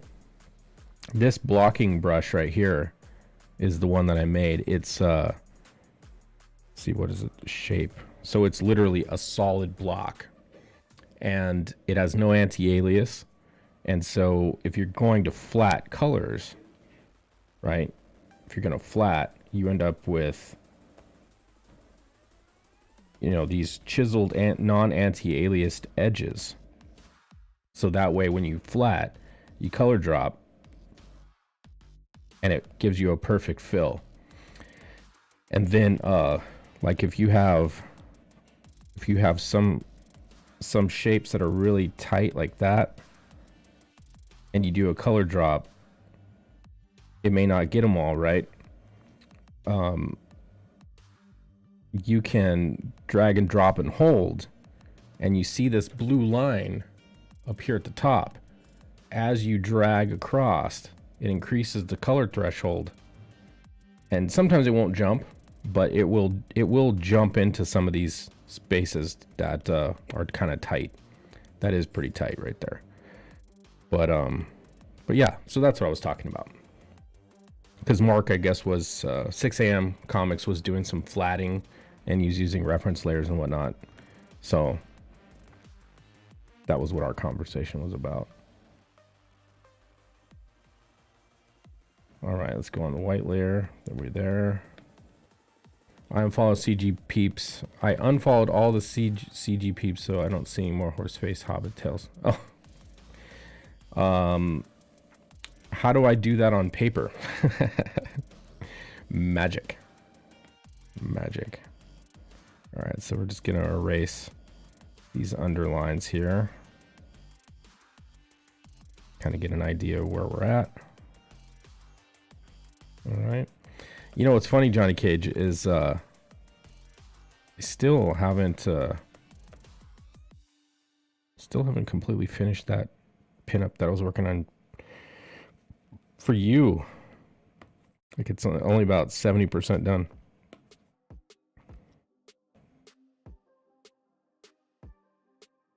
I need to go back and do that one day.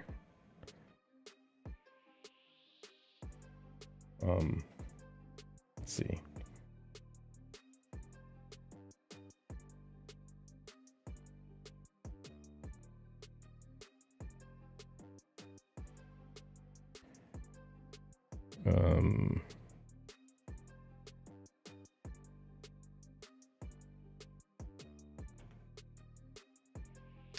Hello? There. I'm pressing the wrong button. I brought up my background screen. Didn't realize it even went up there. Where are we at here? Some Black and Brew stuff. Ah, here it is. Yeah, that's where I left off on yours. Started to work on the background and all that. What's your art background? Pro, what CG titles have you worked on? What is my art background? So my art background is, I started inking back in the 90s. I've been an artist my whole life, and I make my living as a creative director in a marketing department. Basically, I'm the creative director, but I'm also one of the designers on staff. And I make my living as doing graphic design, marketing, and advertising, web graphics, in-store POP, point of purchase material, package design, all kinds of other stuff. Create branding, logos, all that. And then I started working as a comic book artist back in 1996. And I wanted to be a penciler, and I ended up meeting some guys. I worked at Kinko's at the time. It's funny story. I worked at a pizza place while I was in college, and one of the guys that used to come in all the time, he was a marketing executive at a large advertising agency in LA. And hey, what's up, Hex? And we used to talk all the time. And he said, well, if you want to get into comic books, get a job at Kinko's. I see comic book artists coming in there all the time, copying their stuff. And I'm like, maybe you'll run into one. Maybe you can show them your portfolio or something. I was like, wow, that's interesting. I was like, well, I want to say like 19. I think I was like 19 at the time. So I got a job at a Kinko's. Lo and behold, met a bunch of comic book artists. Rob Liefeld used to come in and get his stuff copied all the time. Half a dozen others during that time, because it was the Image days. And, you know, I lived and worked in Orange County in Fullerton, and the Extreme Studios studio was right by Angel Stadium. And what's funny is like Art Bear, he worked there part of the time, and I guess he started Hack Shack Studios, which was in Anaheim Hills, which was not far too. And I ended up at Kinko's, met a bunch of guys who wanted to start their own studio, and I was working one day, I saw people copying comic book pages, and I didn't recognize them, because I used to go to conventions, so I knew what a lot of artists look like. I met a lot of artists in real life. So like when I saw them, I'm like, I didn't recognize them, but they had comic book pages they were copying. So I walked up to them, I'm like, hey guys, let's see you're copying some comics. I'm a comic book artist as well. And they're like, oh, that's cool. Yeah, we're putting a studio together. We're trying to get something going. And I remember my local Kinko's was a hotspot for artists. Yeah, absolutely. Absolutely. So they're like, we're looking for an inker. Do you ink? And I'm like, I don't really know how to ink very well. And they're like, oh. And I'm like, but I'm down to try, And the guy that was kind of the leader of the group, he actually worked for Jim Lee at Homage, and he kind of went off on his own.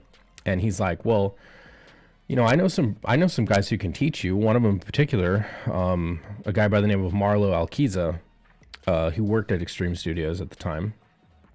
And he said, I could introduce you to Marlo, and maybe you could do backgrounds for him, and and he would teach you. And I said, that's amazing. Yeah, sure. So about a week went by, and Marlo had a home studio where he did the majority of his work.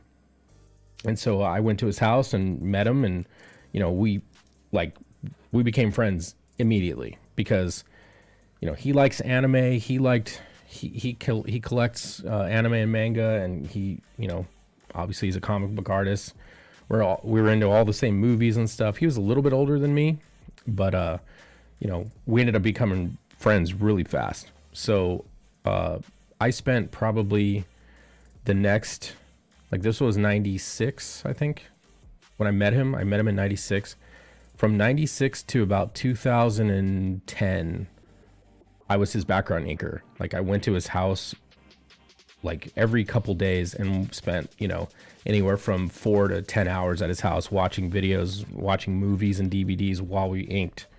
And I got to work on all kinds of old stuff, all the Teen Titan run with Mike McCone.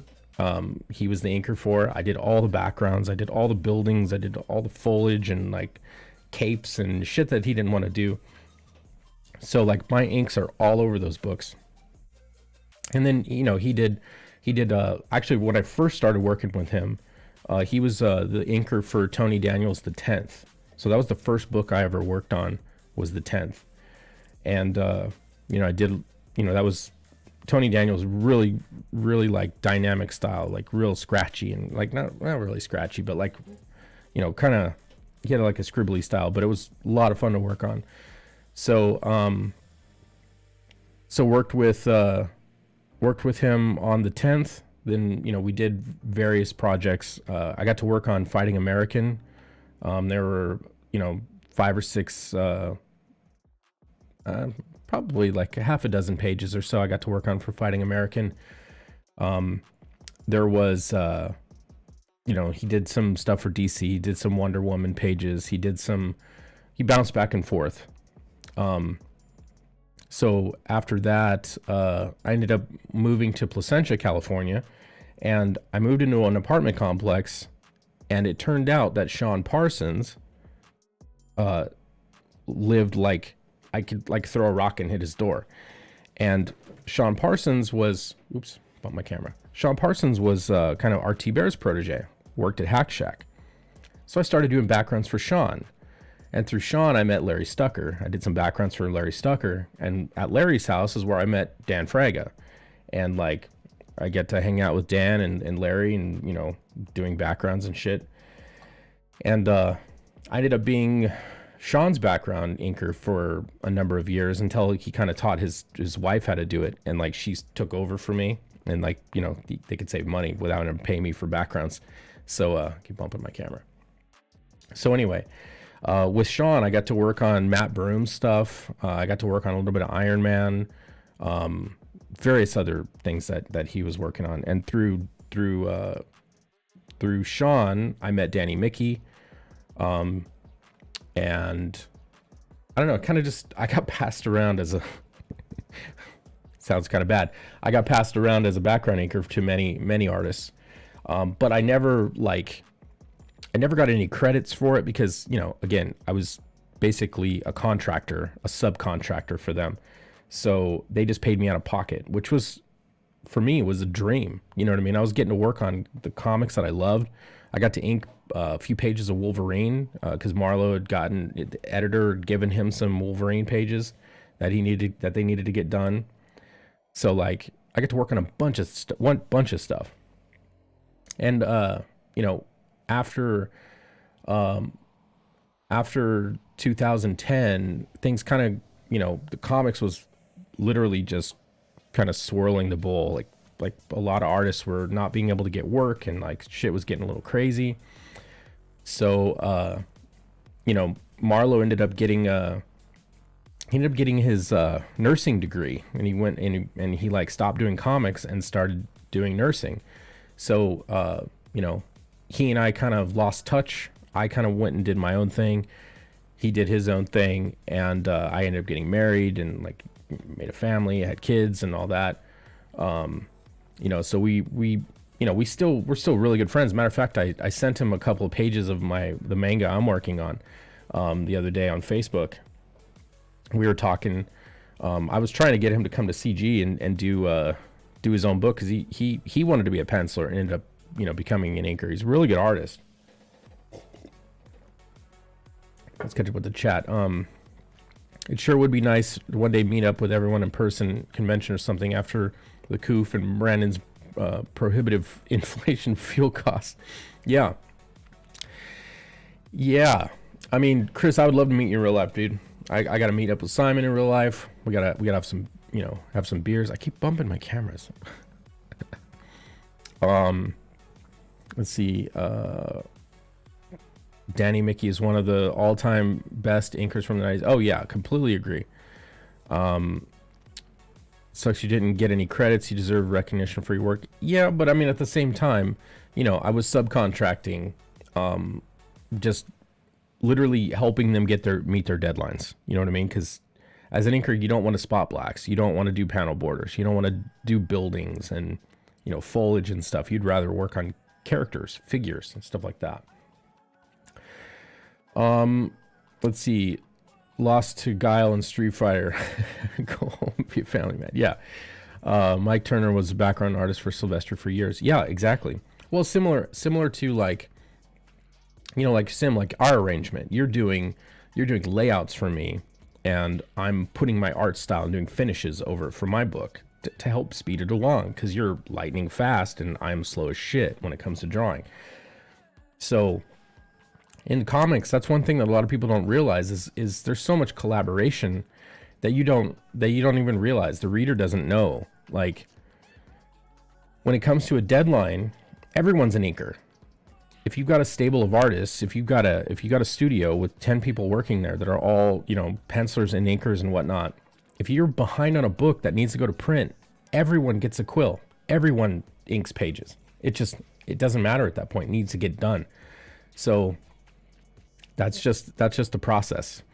So anyway, then I kind of lost touch with comics for a number of years. Hero, yeah, hell yeah, dude. So from 2010 to 2017, 2018. Completely lost touch with comics. I didn't really do any comic book art, and I kind of thought my comic career was over with. And I started watching YouTube videos a lot, and I noticed EBS's channel, and he was doing Star Wars content, and then I noticed like there were comic book artists kind of coming together on Twitter and on the internet, and the indie scene is like starting to pop, and I was like, whoa, what is going on here?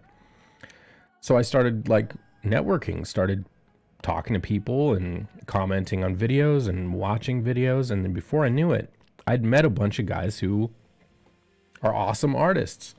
And I'd seen a tweet for Liam Gray, Man of the Hour, put a tweet on Twitter looking for a colorist. And me, I wasn't a colorist. I can color. I know color theory. Part of my college degree is in color theory. I use Photoshop at a professional level. I understand light and shadow. I understand how to render. So I'm like, coloring comics is not that hard. It's literally it's process, right? There are some people who take it to an extremely high level, like ink spots, for instance. That man understands so much about color. It's amazing. And so we have very different styles. He's more of a painter. I'm really into classic anime and stuff like that. So my work tends to be more cell shade looking, but like I add gradients and stuff. So it's a hybrid cell shade, cut and grad style. But Liam was looking for a colorist for Xenotype, and I'd said, send me a page. I'll do a test. I'd love to show you what I can do. So I said, the question is, can I do it live on stream? Because I was streaming on Twitch a lot at the time. So I streamed it on Twitch, and right then and there, he's like, you're the guy I want to color this book. And I was like, cool. It sounded great. So we kind of worked out a deal, and I got to know Odie, and, colored Xenotype.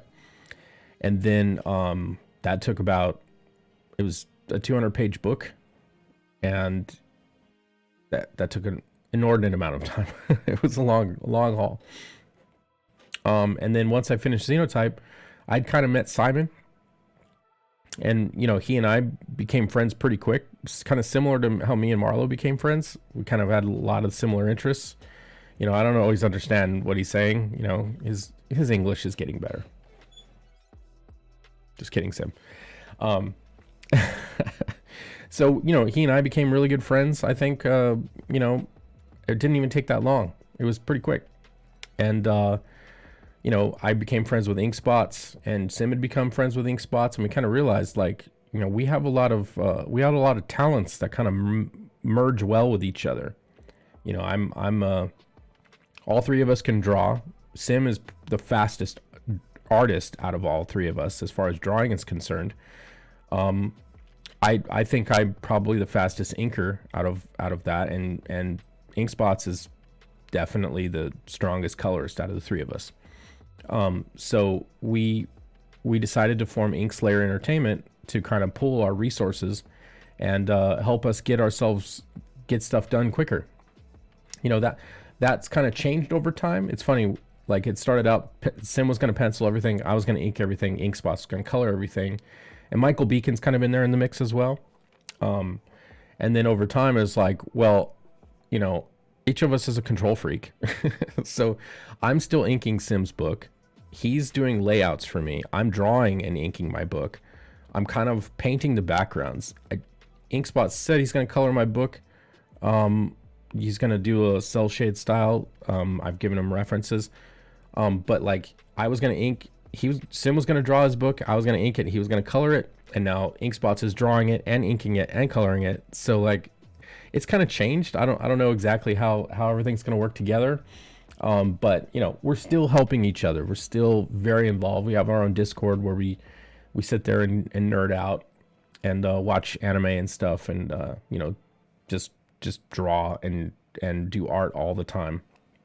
So yeah, so that's my background. Oh, and after I got to know Sim, I colored all of the Natverse book, the last one that just came out. So all the pages of Tales from the Natverse, and I did the Tales from the Natverse remaster as well, those colors, and the covers for them, and all that stuff. I just finished up the other day the Planet 69 cover, the Blade Runner homage cover, which is awesome, really cool cover. And so yeah, so that's my CG background. As far as you know, I've colored some things for other people. I've done some one-offs here and there. I did some stuff for Woodrow, for Okuri Inu. Simon did a pinup, and I colored that for Woodrow as well. And you know, I inked some stuff for Phil Diaz, kind of on the side in the background. You know, he ended up getting the project done before I was able to complete it. So yeah, so I've popped around from, you know, group to group, done some things for everybody. How do you get better at language that doesn't make a lick of sense?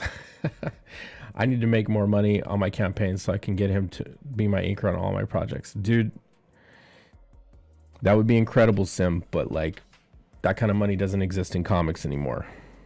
I don't think.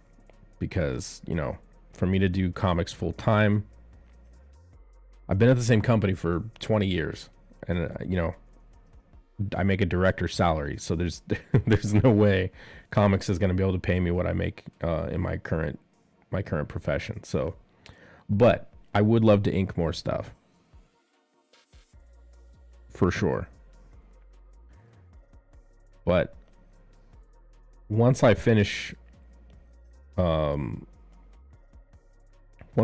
my manga, and we get somewhere with Inkslayer, who knows what that's going to bring?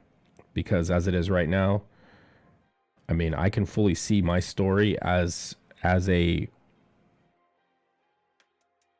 full feature length anime series. You know, as popular as any out there right now.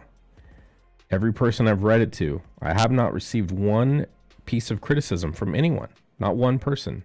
And I've read it for half a dozen people, maybe a couple more. Damn, and here I am just hoping to turn a profit at least, let alone break even with my books. Yeah, dude.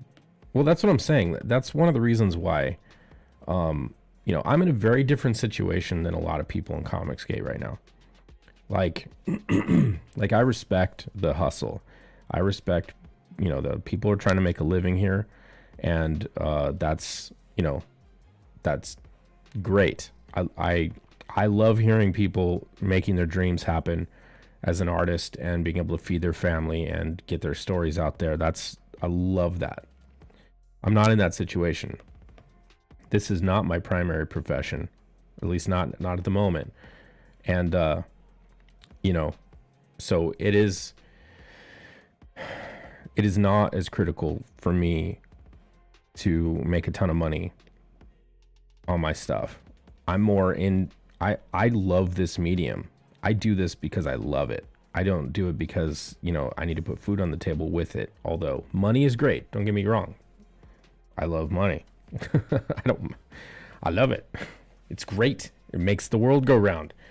But at the same time, it's not my prime mover. It's not what drives me. So, you know, I'm not the guy who's looking to squeeze every single ounce of money out of people. Like, I mean, look, I've been live right now for 2 hours and 20 minutes working on something that I'm not looking to get paid at all for this. I'm doing it because I want to promote someone else.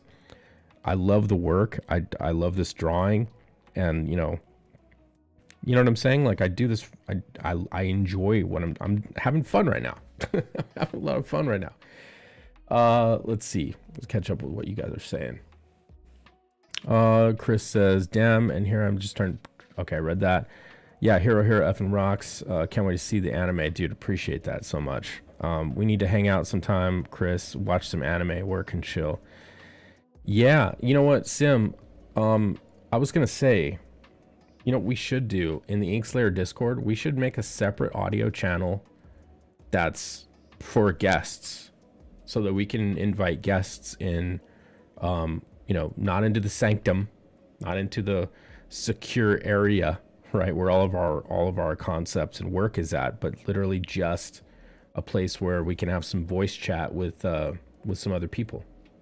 So, or we can just do it in your Discord or my Discord, you know, our separate ones. Then we keep Inkslayer, you know, just us. But whatever. We should think about that. It's Scotsman TV's duty to ink that booty. True. I'm off this week. I'm down for anime. Hell yeah, dude. Yeah. Well, I mean, as it is right now, the Inkslayer Discord is private because it's got all of our concepts, and you know, we speak freely in there. We share the things we're working on. We get feedback from one another. We do that kind of stuff. Making OnlyFans for that. Let's see how it goes. Yes. It's only for work, yeah. Yep, and Friend Zone. I got the studio on my Discord. Yeah, totally.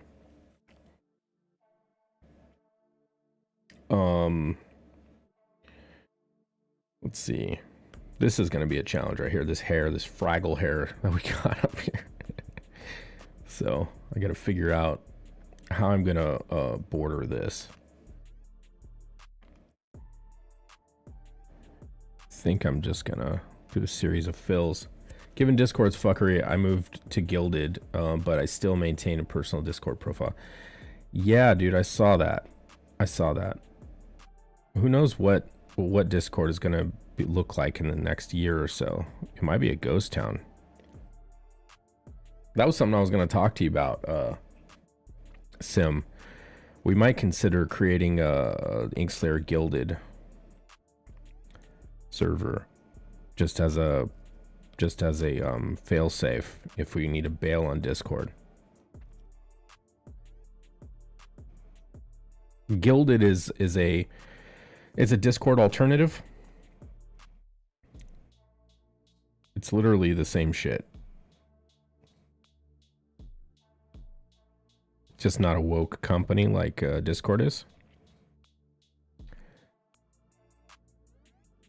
Yeah. They're going to purge. Yeah, I've heard that. I don't think so. I'd love to, though. Yeah, dude. You should get in there.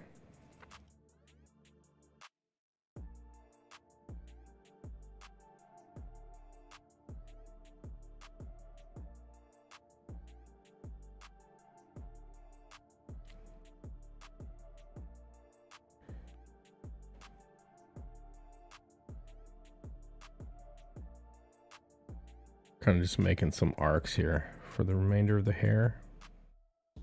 I mean, they're going to hold you accountable for off-platform behavior. Eat my ass. Yeah, dude.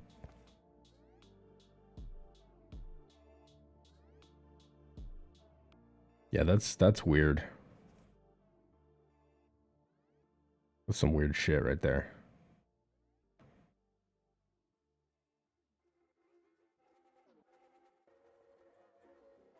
Oh, that's the Discord link for the Sim Discord, yeah. Let's see. How technocratic authoritarianism is disgusting. I'm sorry, Chris, but if you talk like that in my Discord or in my chat, you're going to distract me because I'm going to get a boner because those words are... Mwah.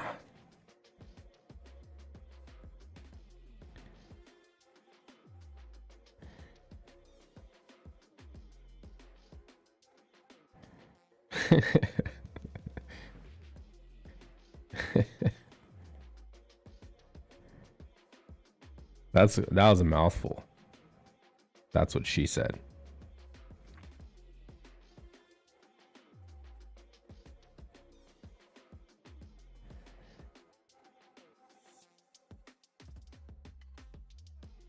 Oops, don't want to do that. Oh, motherfucker. Bonus for Liberty. That's right.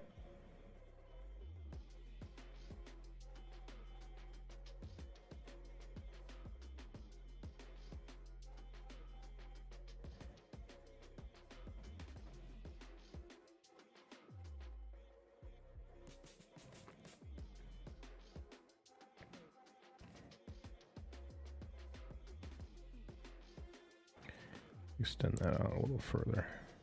So it reads, weird fetish you got there. That's right.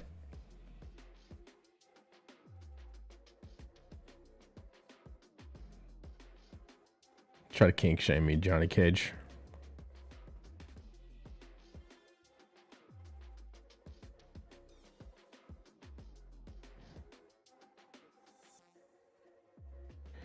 Listen, you're Brazilian. I know you got some funky stuff.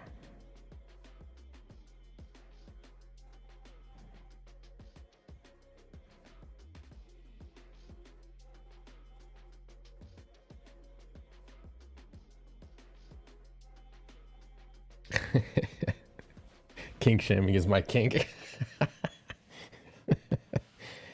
Oh, that's funny.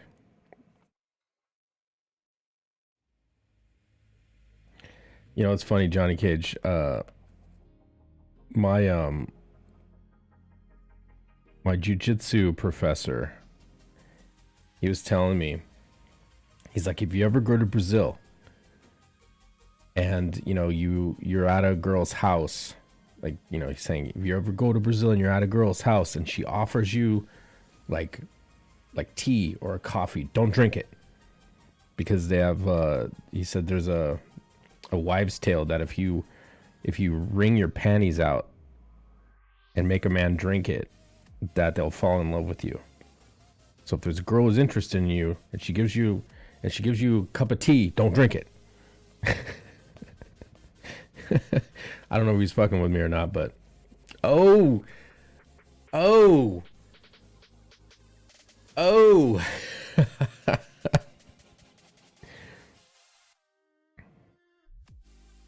It's like Brazilian voodoo or some shit.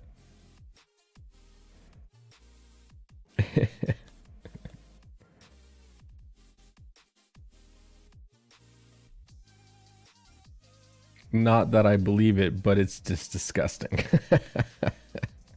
But you've heard of that. You've heard of that, right? He wasn't just fucking with me?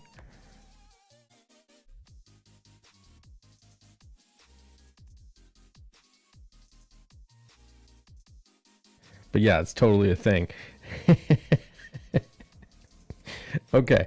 See, I wanted to believe that, you know, he wasn't lying to me, but I was like, it sounded so like crazy that I was like, hey, you're fucking with me.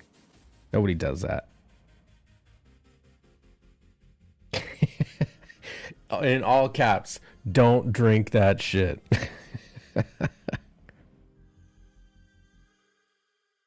That's funny.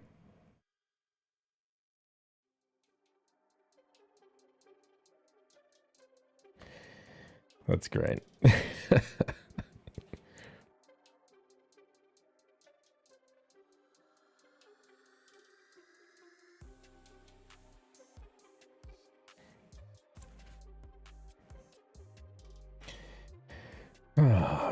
It's gonna be an interesting Halo I'm gonna have to do here.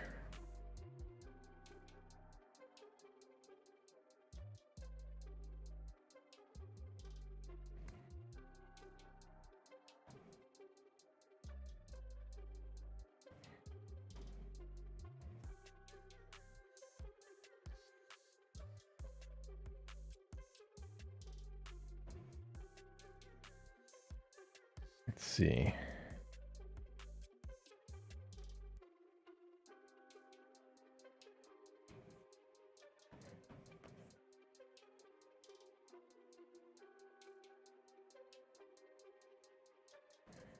I think we're just gonna do just a regular old Halo here.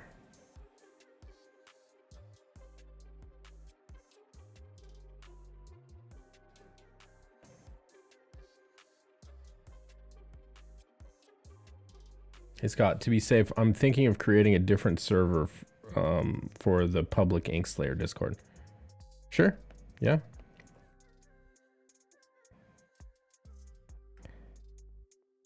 Yeah, I mean, because we got a lot of private work in there. We got like all of our thoughts and our plans and our strategies and, you know, concept work and stuff like that. So, you know, probably be smarter to keep it separate.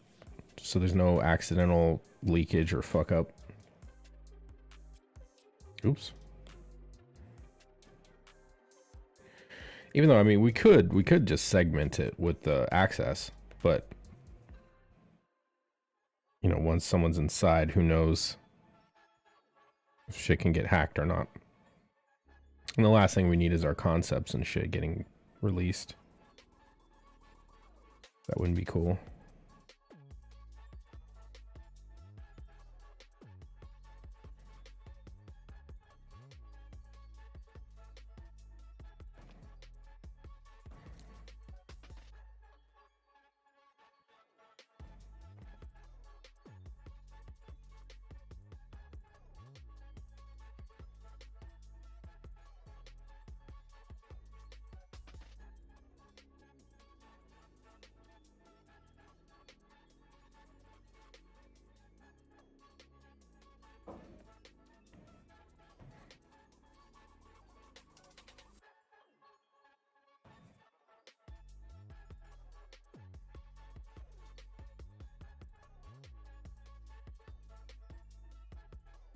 I think we're gonna leave that other stuff. So who is all part of Inkslayers? Cool name and logo, by the way. Inkslayer Entertainment consists of me, Simon Simpotier, Inkspots, and Michael Beacon of Seven Legions. We all have our own backgrounds in comics. Inkspots was the colorist on Cash Grab, and he's also the colorist and kind of teaming up with Jason Baxcom. Baxcom? Is that how you say Bascom? Doing Frog G. And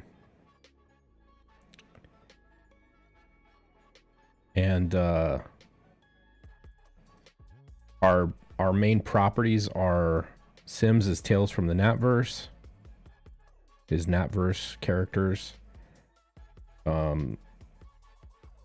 Inkspots is Metal Mayhem Rock Boy, a tale about a kid who grew up in a trailer park whose dad was a demigod of rock and roll, and he turns out when he hears music he gets superpowers. Really cool story. And mine is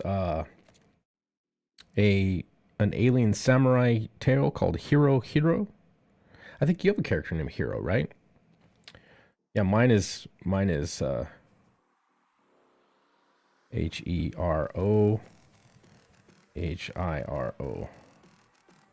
Hero. His name is Hero. His middle name is Hero. His name is James, though. James Hero Douglas. And he's the descendant of an alien who crash landed on Earth in ancient Japan, from a planet in the Milky Way called Lumethia. Lumethia with the root word lum, or meaning light. And so it's a play on the origin of the samurai. There's demons and swordplay, and it's literally influenced by all things 80s. So there's a little bit of a Star Wars feel in there. There's the art style is drawn literally to look like 80s anime. Like, I'm taking references from Macross and Robotech, and you know, the Dirty Pair and Bubblegum Crisis, and you know, really popular 80s anime, and I'm referencing the art style directly so that they look like it's stills out of a movie like that, or you know, something all the graybeard weebs like myself will look at and go, that feels familiar. And I want people to read that and see it and go like, and feel like a child again, like this was what I grew up with. Because that's the vibe I get from it. So that's what I'm hoping for.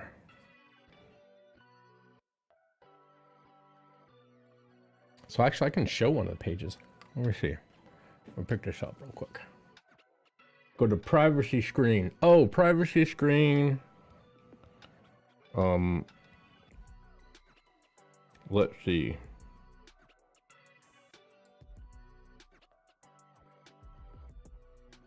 Okay. I can show that.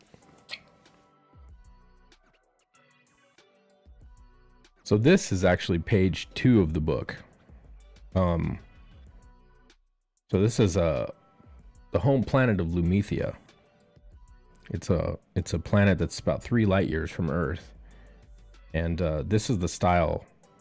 It's not cell shaded yet. These are just flats with a painted background, but I'm painting all the backgrounds. This is all hand painted.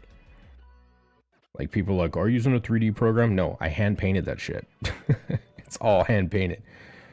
But like, you know, if you look at the characters, they're referenced to look exactly like old school anime.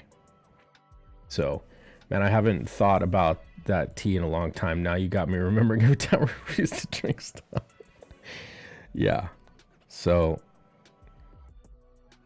anyway, this is page 2.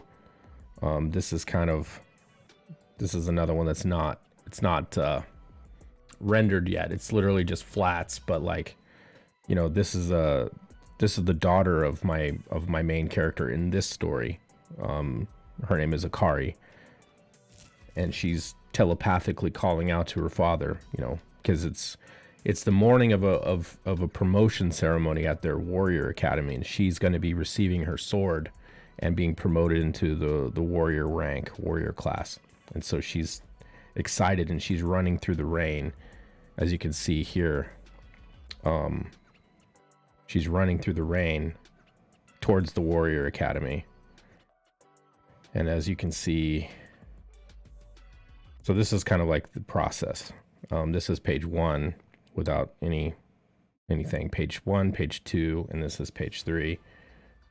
She's coming to the warrior academy, which is a big pyramid. And her father is meditating, and she walks in. So these are the rough layouts. The first spin-off from that verse, Loani Rose Daddy Issue, is gonna be my book in the Collective Ink Slayer. Oh yeah, totally. So I think do I have letters here? Oh, as you can see, like here, for anybody who says that I used a 3D program, I'll just go back through my, this is my project folder, so nothing else can get shared. This is only my stuff. So this was the rough that Sim did for me. So this is what he did. He did this rough layout. So it's literally just scribbles, right? This was the beginning of that cityscape. So I took that and I put perspective grids down, and I started blocking out shapes with just lines, and in Photoshop, just with the lasso and paint bucket, and kind of determined where I wanted my light sources to be. I added a little bit of a stormy sky because it's raining. I put some rain there a little early in the process, and then so that's kind of where that went. So you can see, like, that's the top panel with me blocking out just the layers going from front to back. You know, here's me lassoing and filling right over top of his scribbles, right? So no, was not a 3D program. And then as I got more finite, I just started blocking in more shapes, more zones, more layers. Then I started adding windows and details, and you know, this, I literally, Scotham City, yeah. More details. I added a coastline in the back, you know, added a little bit more tone to the sky. Then I started to actually block in the perspective behind these characters in panel 2. Then, started drawing Akari in place while she's running. Then this is where it really started to take shape. I started to add more dense city forms. Started to cut into the buildings, add a little bit of shape and design to them, so they will look a little bit more alien. And then I put this out on Twitter, so I flattened it and added a lens flare, kind of where the sun is rising and all that, But then that was just a process thing. And now I'm doing more to it. I'm starting to cut these little shapes into the surfaces of the buildings to make them more interesting. Blocked in some color here, blocked in this guy, and a little bit more, flatted these characters a little bit before I drew over them. I literally I wasn't even drawing it. I was already flatting in colors. Then got that. And then this was kind of one of the later iterations of the city. And I think I've done more since then. I started to blur things in the background a little bit more. And then I drew this panel, and I was like, I didn't really like how it looked. Her face is a little too angular, and her hair is the same in both panels, even though she's moving. So Sim gave me some feedback here, so I took that to heart and redrew it. This is page 1. It basically did this in Photoshop, used the swirl and noise and clouds and stuff like that to make this galaxy. Explain kind of where Lumithia is in relation to Earth. I think the Milky Way galaxy is 150,000 light years across, and then this is literally just 3 light years across, the distance between the two. Lumithia is this one planet right here, and it has a binary sun system, a yellow one and a blue one. This is the sun's kind of rising on the surface of Lumithia, and it's kind of prologue explaining that. And then I think I might do some more to this city. I'm not sure. Anyway, but I'm coloring a little bit, lettering some, inking, drawing, doing all the stuff all at once. I'm not doing one thing. So there's that. And then this is, I came up with how Shama's going to look. This looks like could be a character out of Ninja Scroll. You know what I mean? I'm trying to really capture that 80s anime feel. So still working on his armor design and all that. I didn't do character turnarounds or anything. I should have. I didn't establish how their stuff looks. I just am going at it. You know what I mean? Changing things as I go. And then once I determine how it's going to look, I'm not even sure if these studs are going to be here. You know what I mean? Great looking book, man. It's great to have a group to get feedback from. Yeah. I appreciate it. Thank you for the praise. That's really nice of you. It is great to have a group of guys that all have slightly different disciplines, all have slightly different skill sets, and have different perspectives. So we bounce ideas off of each other. For instance, perfect example. Sim, he recommended this. I had these two panels identical to start with, and because it was a moment in time for me. And he's like, well, she's running, so why don't you turn her shoulder and show show some motion. And I'm like, to me in my head, it was like, this is an instant. So showing motion is a little distracting. And he's like, yeah, but it's more interesting. And I was like, okay. So then I redrew it, but I redrew it with a better, I broke it down completely, and I focused on the style, and I reimagined how she's going to look, and I made it a little bit more targeted. So I ended up with this look. Now this one, you see part of her, her front, her chest, and then this side you see more of her shoulder. And that's direct feedback because I had someone like Sim to say, think about this again. And so, and then I had her cloak very similar, almost in the exact same spot. And he said, well, think about it this way. If she's turning and all that, her cloak's going to move too. And I was like, you're fucking right. So I changed the folds on her cloak a little bit to compensate for the twist. And there you go. And again, this is still just flat. But and then the lettering bubble. This is I used a light pen in Procreate because this is psychic. She's telepathically communicating with her father. Made her look like less of a bitch. Yeah. I try to make her look a little cuter, but yeah. So anyway, so that's seriously though, good shit. Appreciate it, man. Really appreciate it. When this is all said and done, my hope is everybody who reads this story, they not only love the story. I'm hoping for them to love the story. Not everyone will. I get it. I'm totally ready for that. But what I am hoping for is people to look at it and say they remember. There's nostalgic. I'm not putting in member berries or anything like that. Nothing like that. I want guys my age who love anime, who grew up with Robotech and grew up with all the really popular 80s anime series to look at that and go, man, I feel like I remember this, and feel joy from that. Because the story, brutal story. Lot of brutality in my story, unfortunately. And it had to be that way, sadly. But for reasons I can't really go into it, but we don't even meet the main character until book 2. Hero isn't in this book. His great grandfather, alien grandfather, is in this book. This is Hero, the Chronicle of Shama. Shama is his grandfather, great grandfather.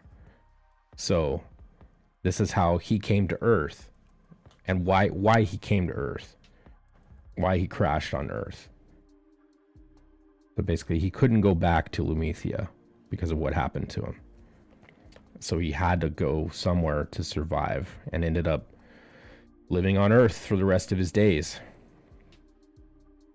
And his progeny, all throughout time, some were great men, some were, nobodies. And, basically the time has come where his bloodline is under attack, and he has to reach out to his last living relative, who is James Hero Douglas, a kid who lives in America, who has a Japanese mother, regular old run-of-the-mill dad, and get him to trust him so he can survive, so he doesn't get killed. But that's book 2. Book 1 is all about how Shama got to Earth and why he got to Earth. Not him getting to Earth, but why he had to go there. So, and it's pretty violent. For an anime, I definitely tried to reach out and capture the violence of 80s anime because, like, people died in old anime. Like, characters died. Like in Robotech, Roy gets killed. Roy's a major character. He's the Skull Leader. He gets killed. That's how Rick Hunter becomes Skull Leader. There was a cost when shit went south. And, shit definitely goes south in this story. Does he have the green card, or is he an illegal alien? Sorry, I'll see myself out. Remember Sven got killed in Voltron. Yeah, there's that's the thing about Japanese storytelling. Like, they were not afraid to kill characters. Like George R.R. Martin used to watch anime or something.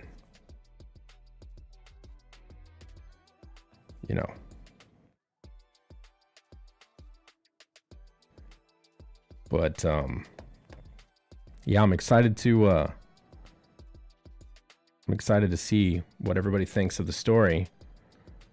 But it's so far off. It's so far off before it's ready. I mean, that's page 1, 2, and 3 is what I showed. Pages 1, 2, and 3.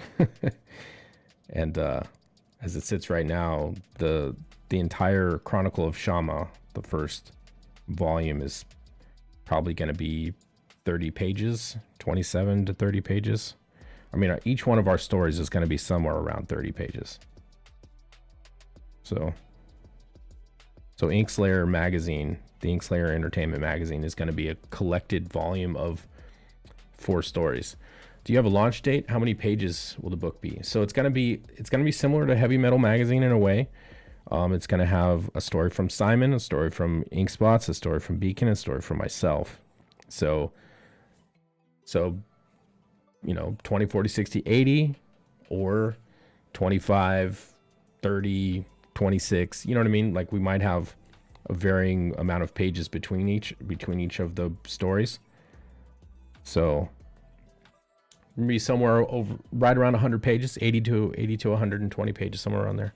Yeah, Roy goes down hard. There were consequences. Storytelling, don't watch Rackets.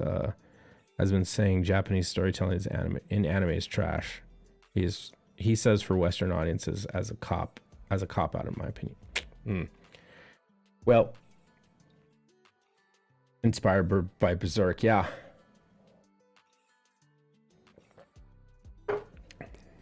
As far as launch date is concerned, not exactly. Like, we definitely want to launch this year, but we're all doing like stuff.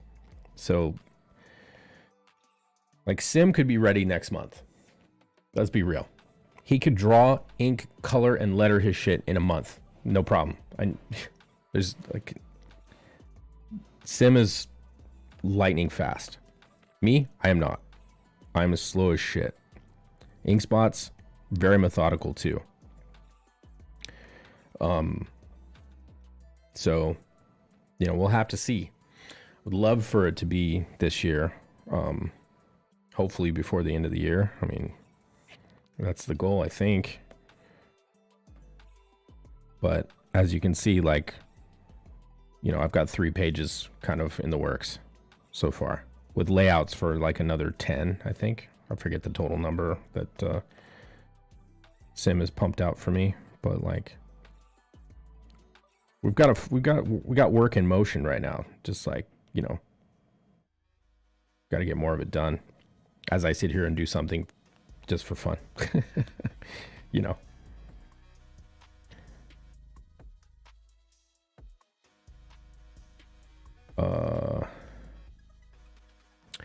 If it wasn't for Japanese storytelling, there would be no Star Wars. George Lucas was inspired by Kurosawa's Hidden Fortress. Yeah.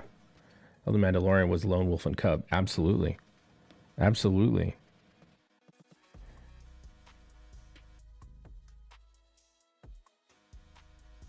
Yeah, like, people that diss anime and manga storytelling and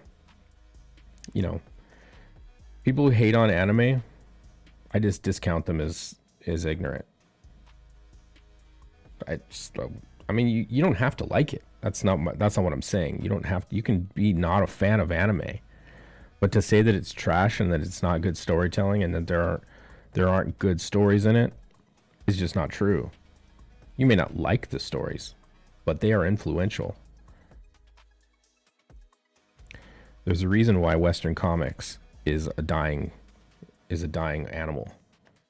There's a reason, and why Eastern comics maintain avid readership, like rabid fans who will buy literally anything and everything for the story that they love. Kami Mark, what's up, brother? How you doing, man? We're just doing a little ink work on some Preston Asevedo for the Longshadow campaign for Mike Murphy. Saw this on the Twitterverse and I said, God damn, my inking fingers were like, I gotta do something about this. So I'm hoping to, I don't know, give Mike a little promotion for Preston. I don't know, a little promotion for myself or whatever. And then maybe he can use it for the campaign. I don't know if he likes it when all's said and done.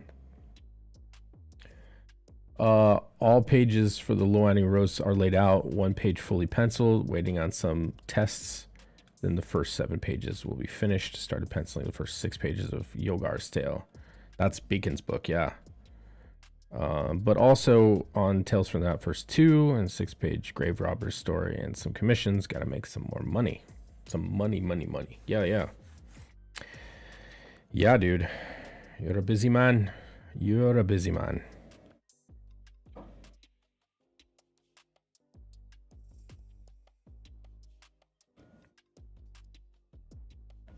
See. And for anyone who's not aware, Kami Mark is also the progenitor, that's a good word, of a manga story of his own called Krishna Kid, which is interesting. An interesting title. Story about some Krishna demigod character. I encourage you to check it out. Kami Mark is like CG, like I guess you could say long-standing CG participant, member, innovator, and an all-around interesting and cool guy. Check out his channel. He does a show called Russian Troll Factory. A little performance art of sorts.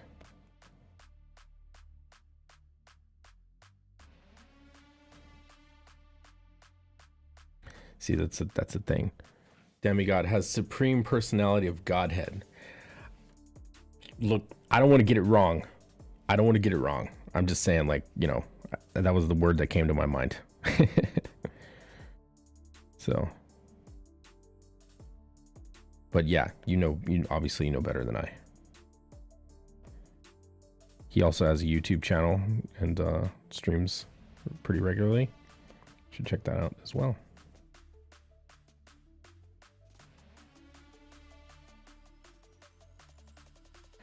So right now we're just haloing this hair.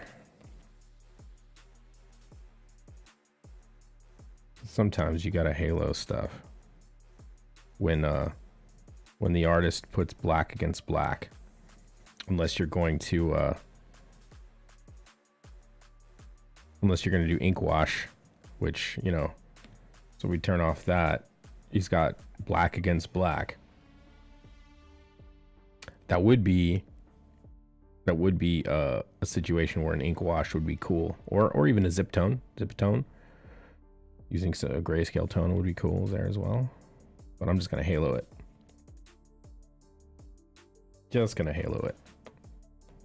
Which is fine. Do I want to put something in here? I think so.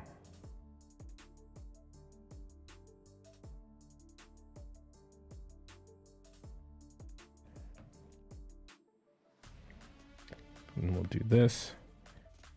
Speaking of Berserk, I just read Bullet Maker on Sunday. Oh yeah? Yeah, Joe Ball's art, huh?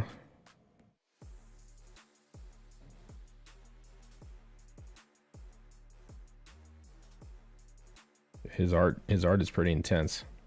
Ooh, do I want to do that? That starts to get in. Man, it's too complicated. Let's get rid of that. We'll leave that other one though.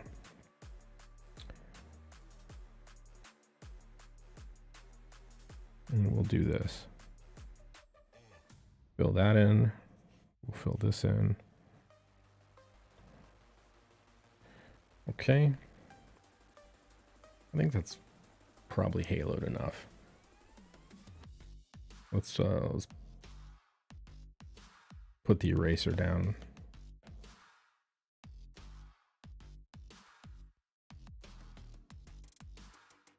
Actually, wait. Yeah, we're fine. I was gonna put a couple more strands in there, but I don't think it's necessary.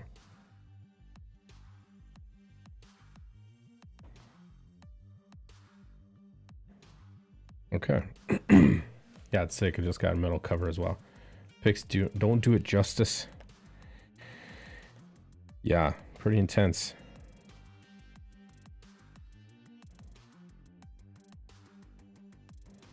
Okay, that works. That's gonna be all black there.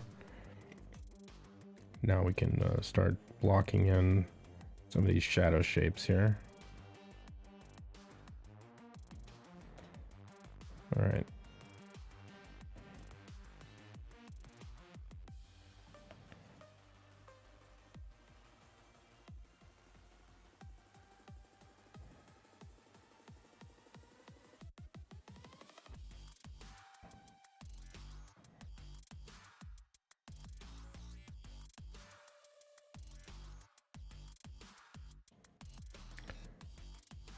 Oop. Drop the color drop right on top of the line. It didn't do nothing.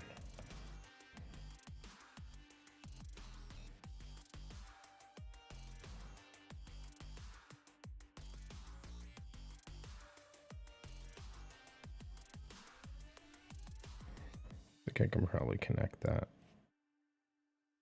Looks like we got a cutout here.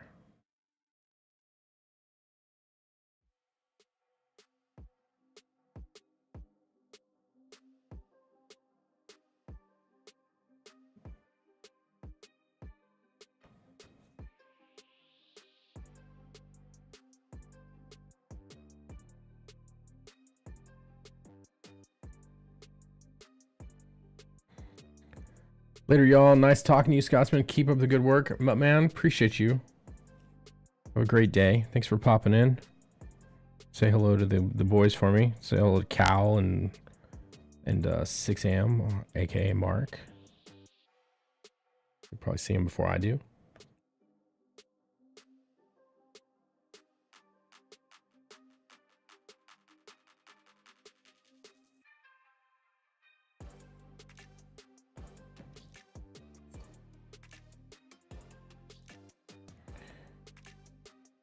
We're literally just carving out some shapes here. We'll fill those up.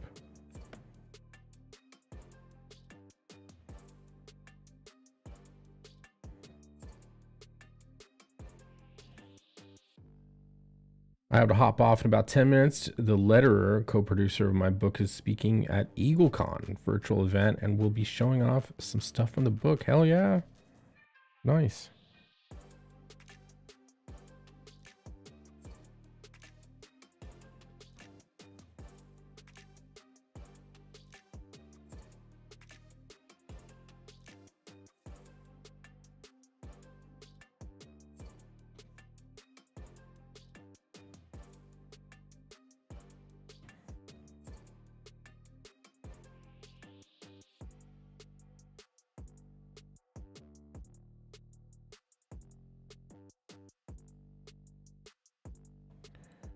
That's going to read as all one shape. Not really accomplishing the thing that I want there. Wanted some breaks.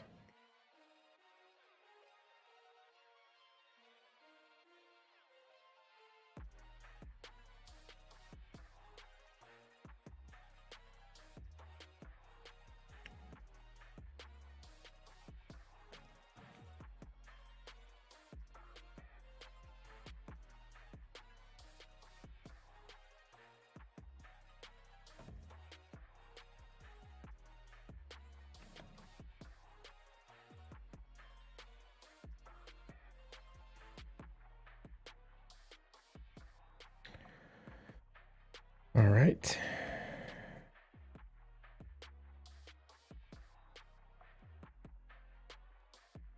Too thick.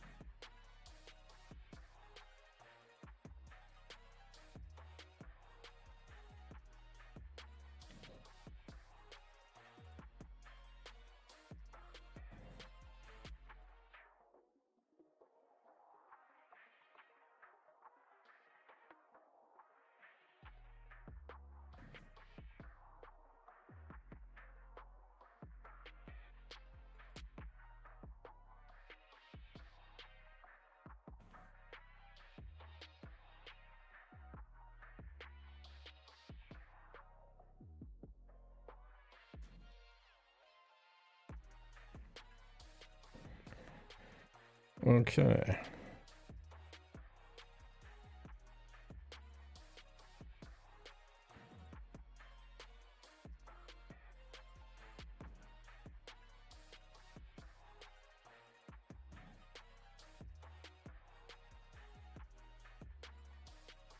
Literally just blocking in like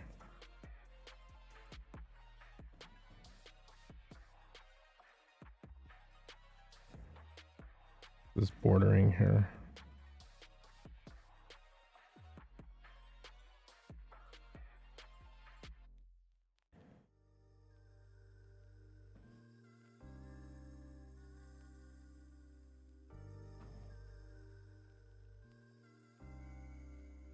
I think I should be able to.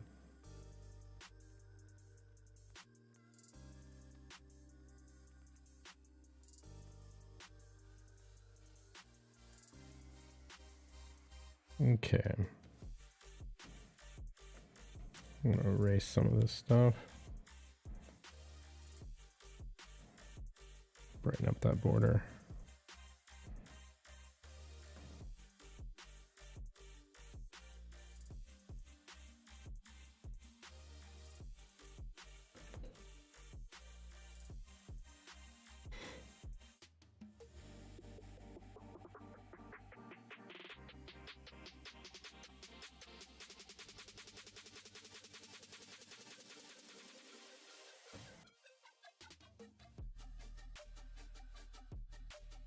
Okay.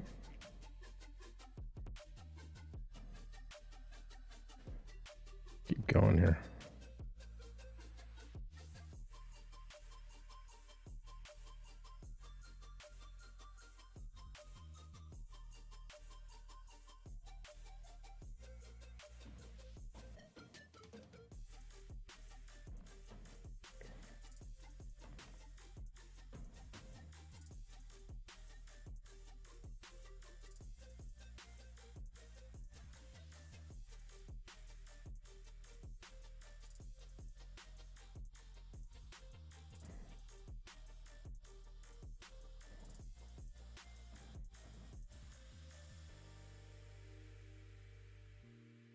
Let's see, what is that? It's ridges in his horn. Part of his forehead. Okay.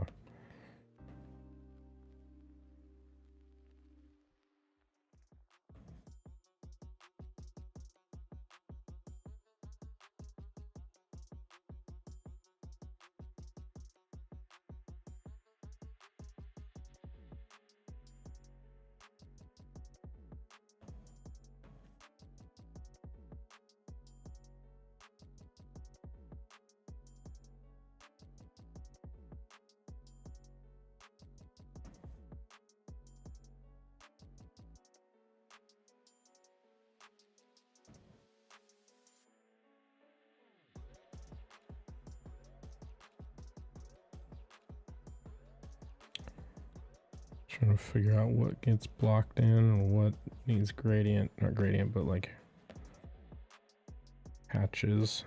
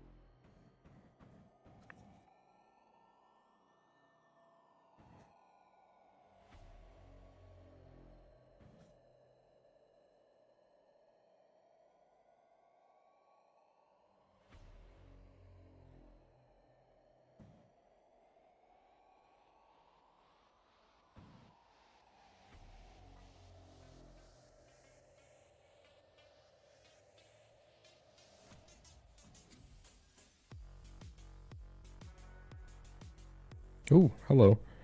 That wasn't closed. Clearly. It's open.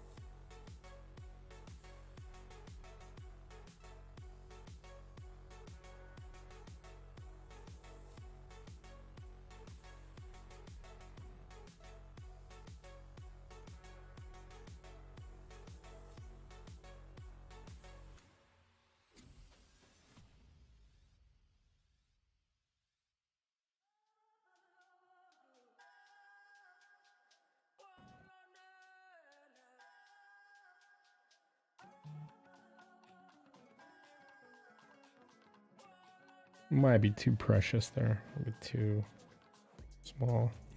Probably blob up.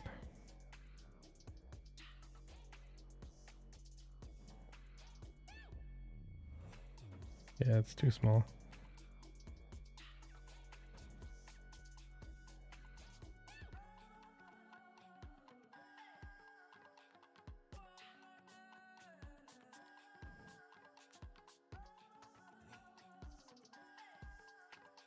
We'll leave that alone like that.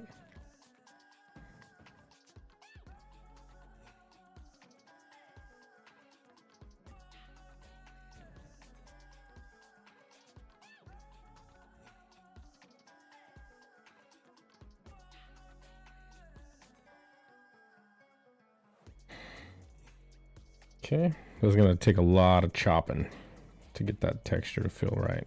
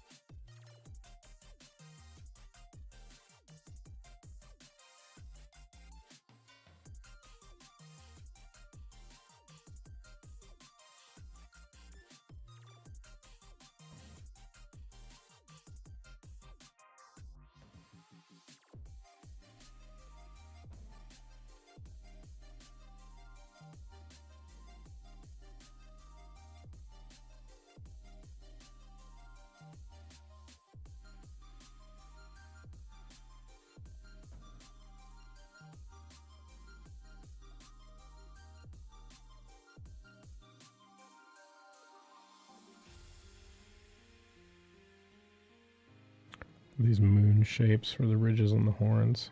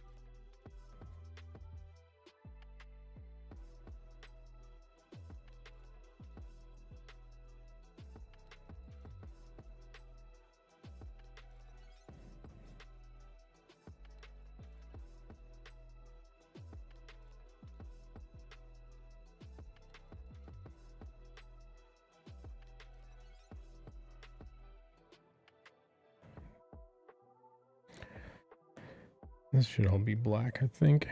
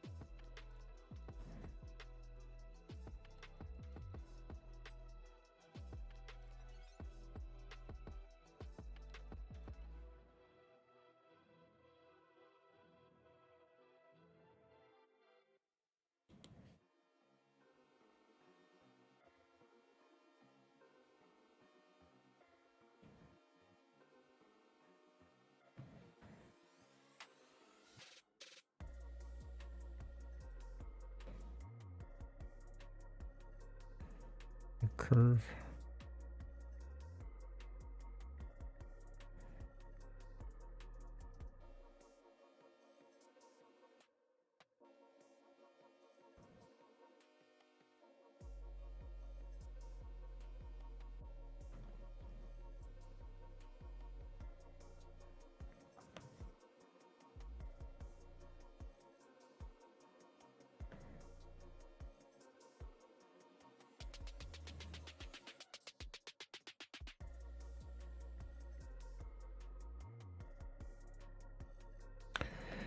Ah.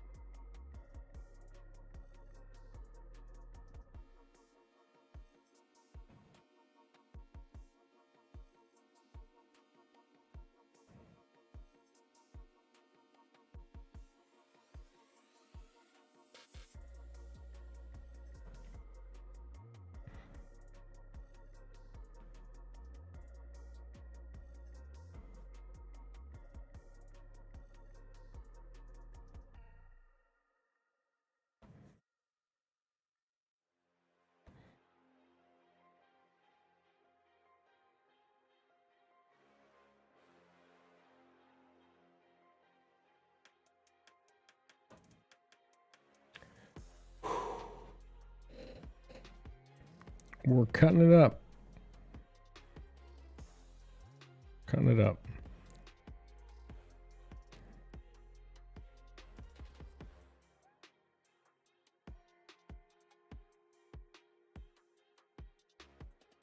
Time is it? 3 hours and 24 minutes, almost 25 minutes. All right, we'll cut it off at 3:30. 3 hours and 30 minutes. So we'll go for another 6 minutes.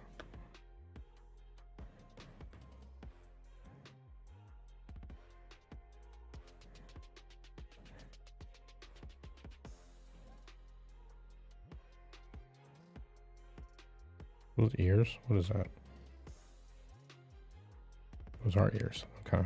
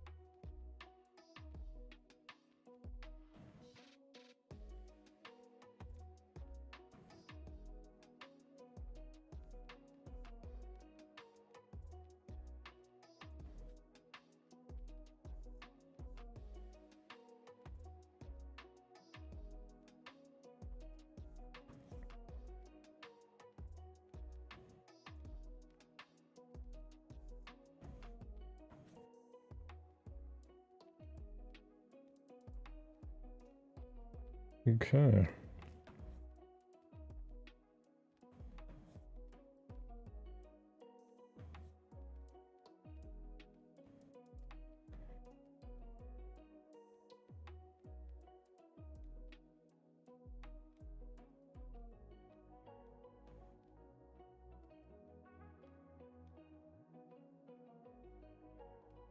Oof.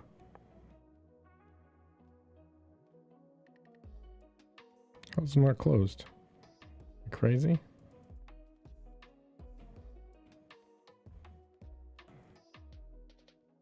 It's closed there. Closed.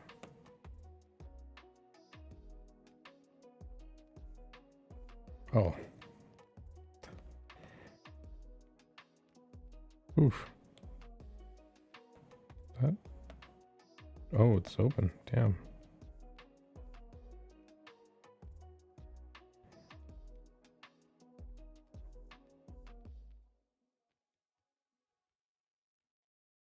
Okay.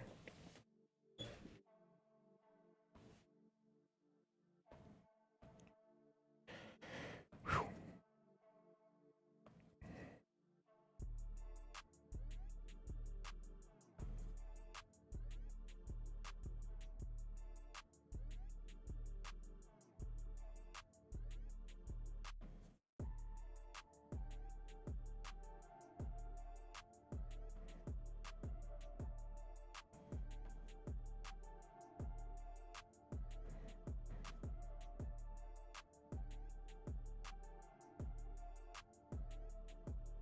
It's just before the texture begins.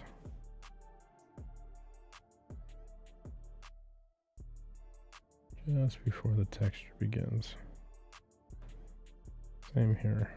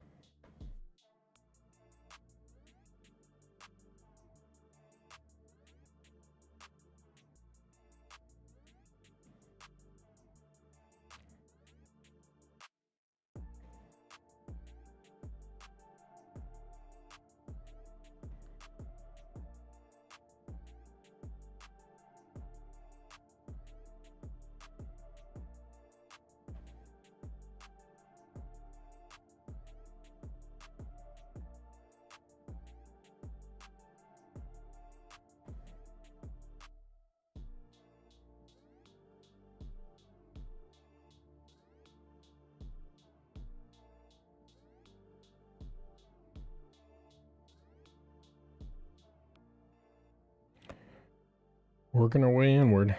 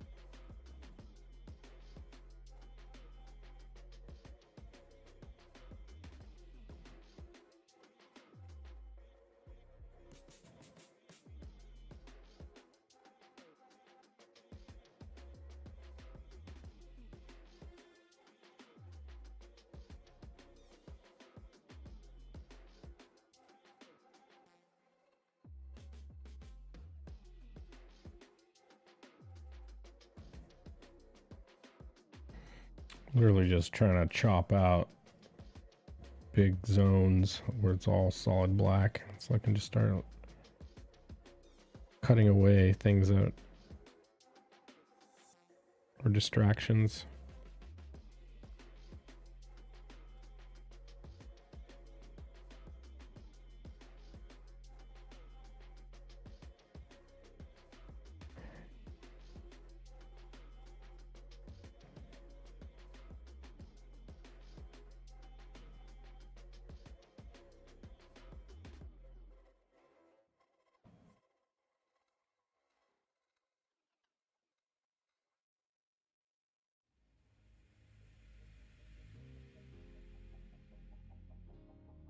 Okay.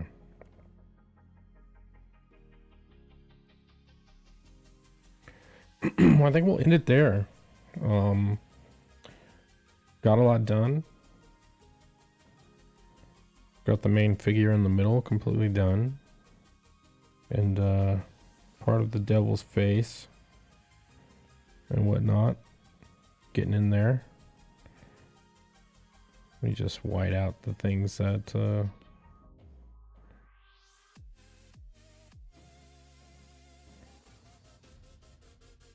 done.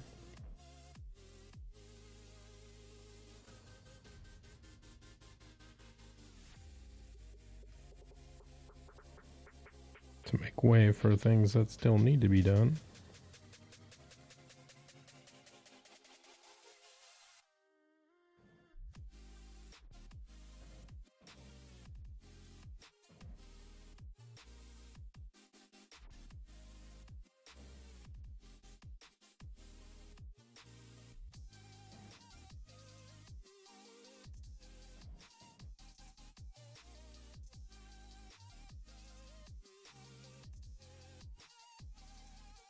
Yeah, we're getting there. We're getting there. All right. I got some gaming I want to get done too. Got some other things I need to get done. I need to eat something. It's noon. I get some lunch in me. Anyway, I'd like to thank everybody for hanging out. Appreciate you all. Like and subscribe if you want. That'd be great. Appreciate it if you would. I'm gonna try to do more Black and Brews more often. You know, stuff takes a lot of time, as you can see. So, you know, if you see an interesting drawing on Twitter that needs inking and you think you'd like to see me work on it, tag me in it. I may or may not have some time for it, which would be cool. So, thank you very much for hanging out.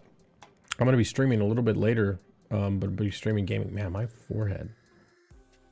I ended up falling asleep. Took a nap yesterday, and I had some sunglasses on, and I put my head down on my hand like this, and they dug into my right in the middle of my between my eyes. So I got this red mark there. It's like bruised or something. Anyway, yeah, I'm gonna be streaming some video game playing later on, and probably World of Warcraft. I got some things I need to get done. But anyway, appreciate you for hanging out. Thank you very much. Like and subscribe, and we will see you next time.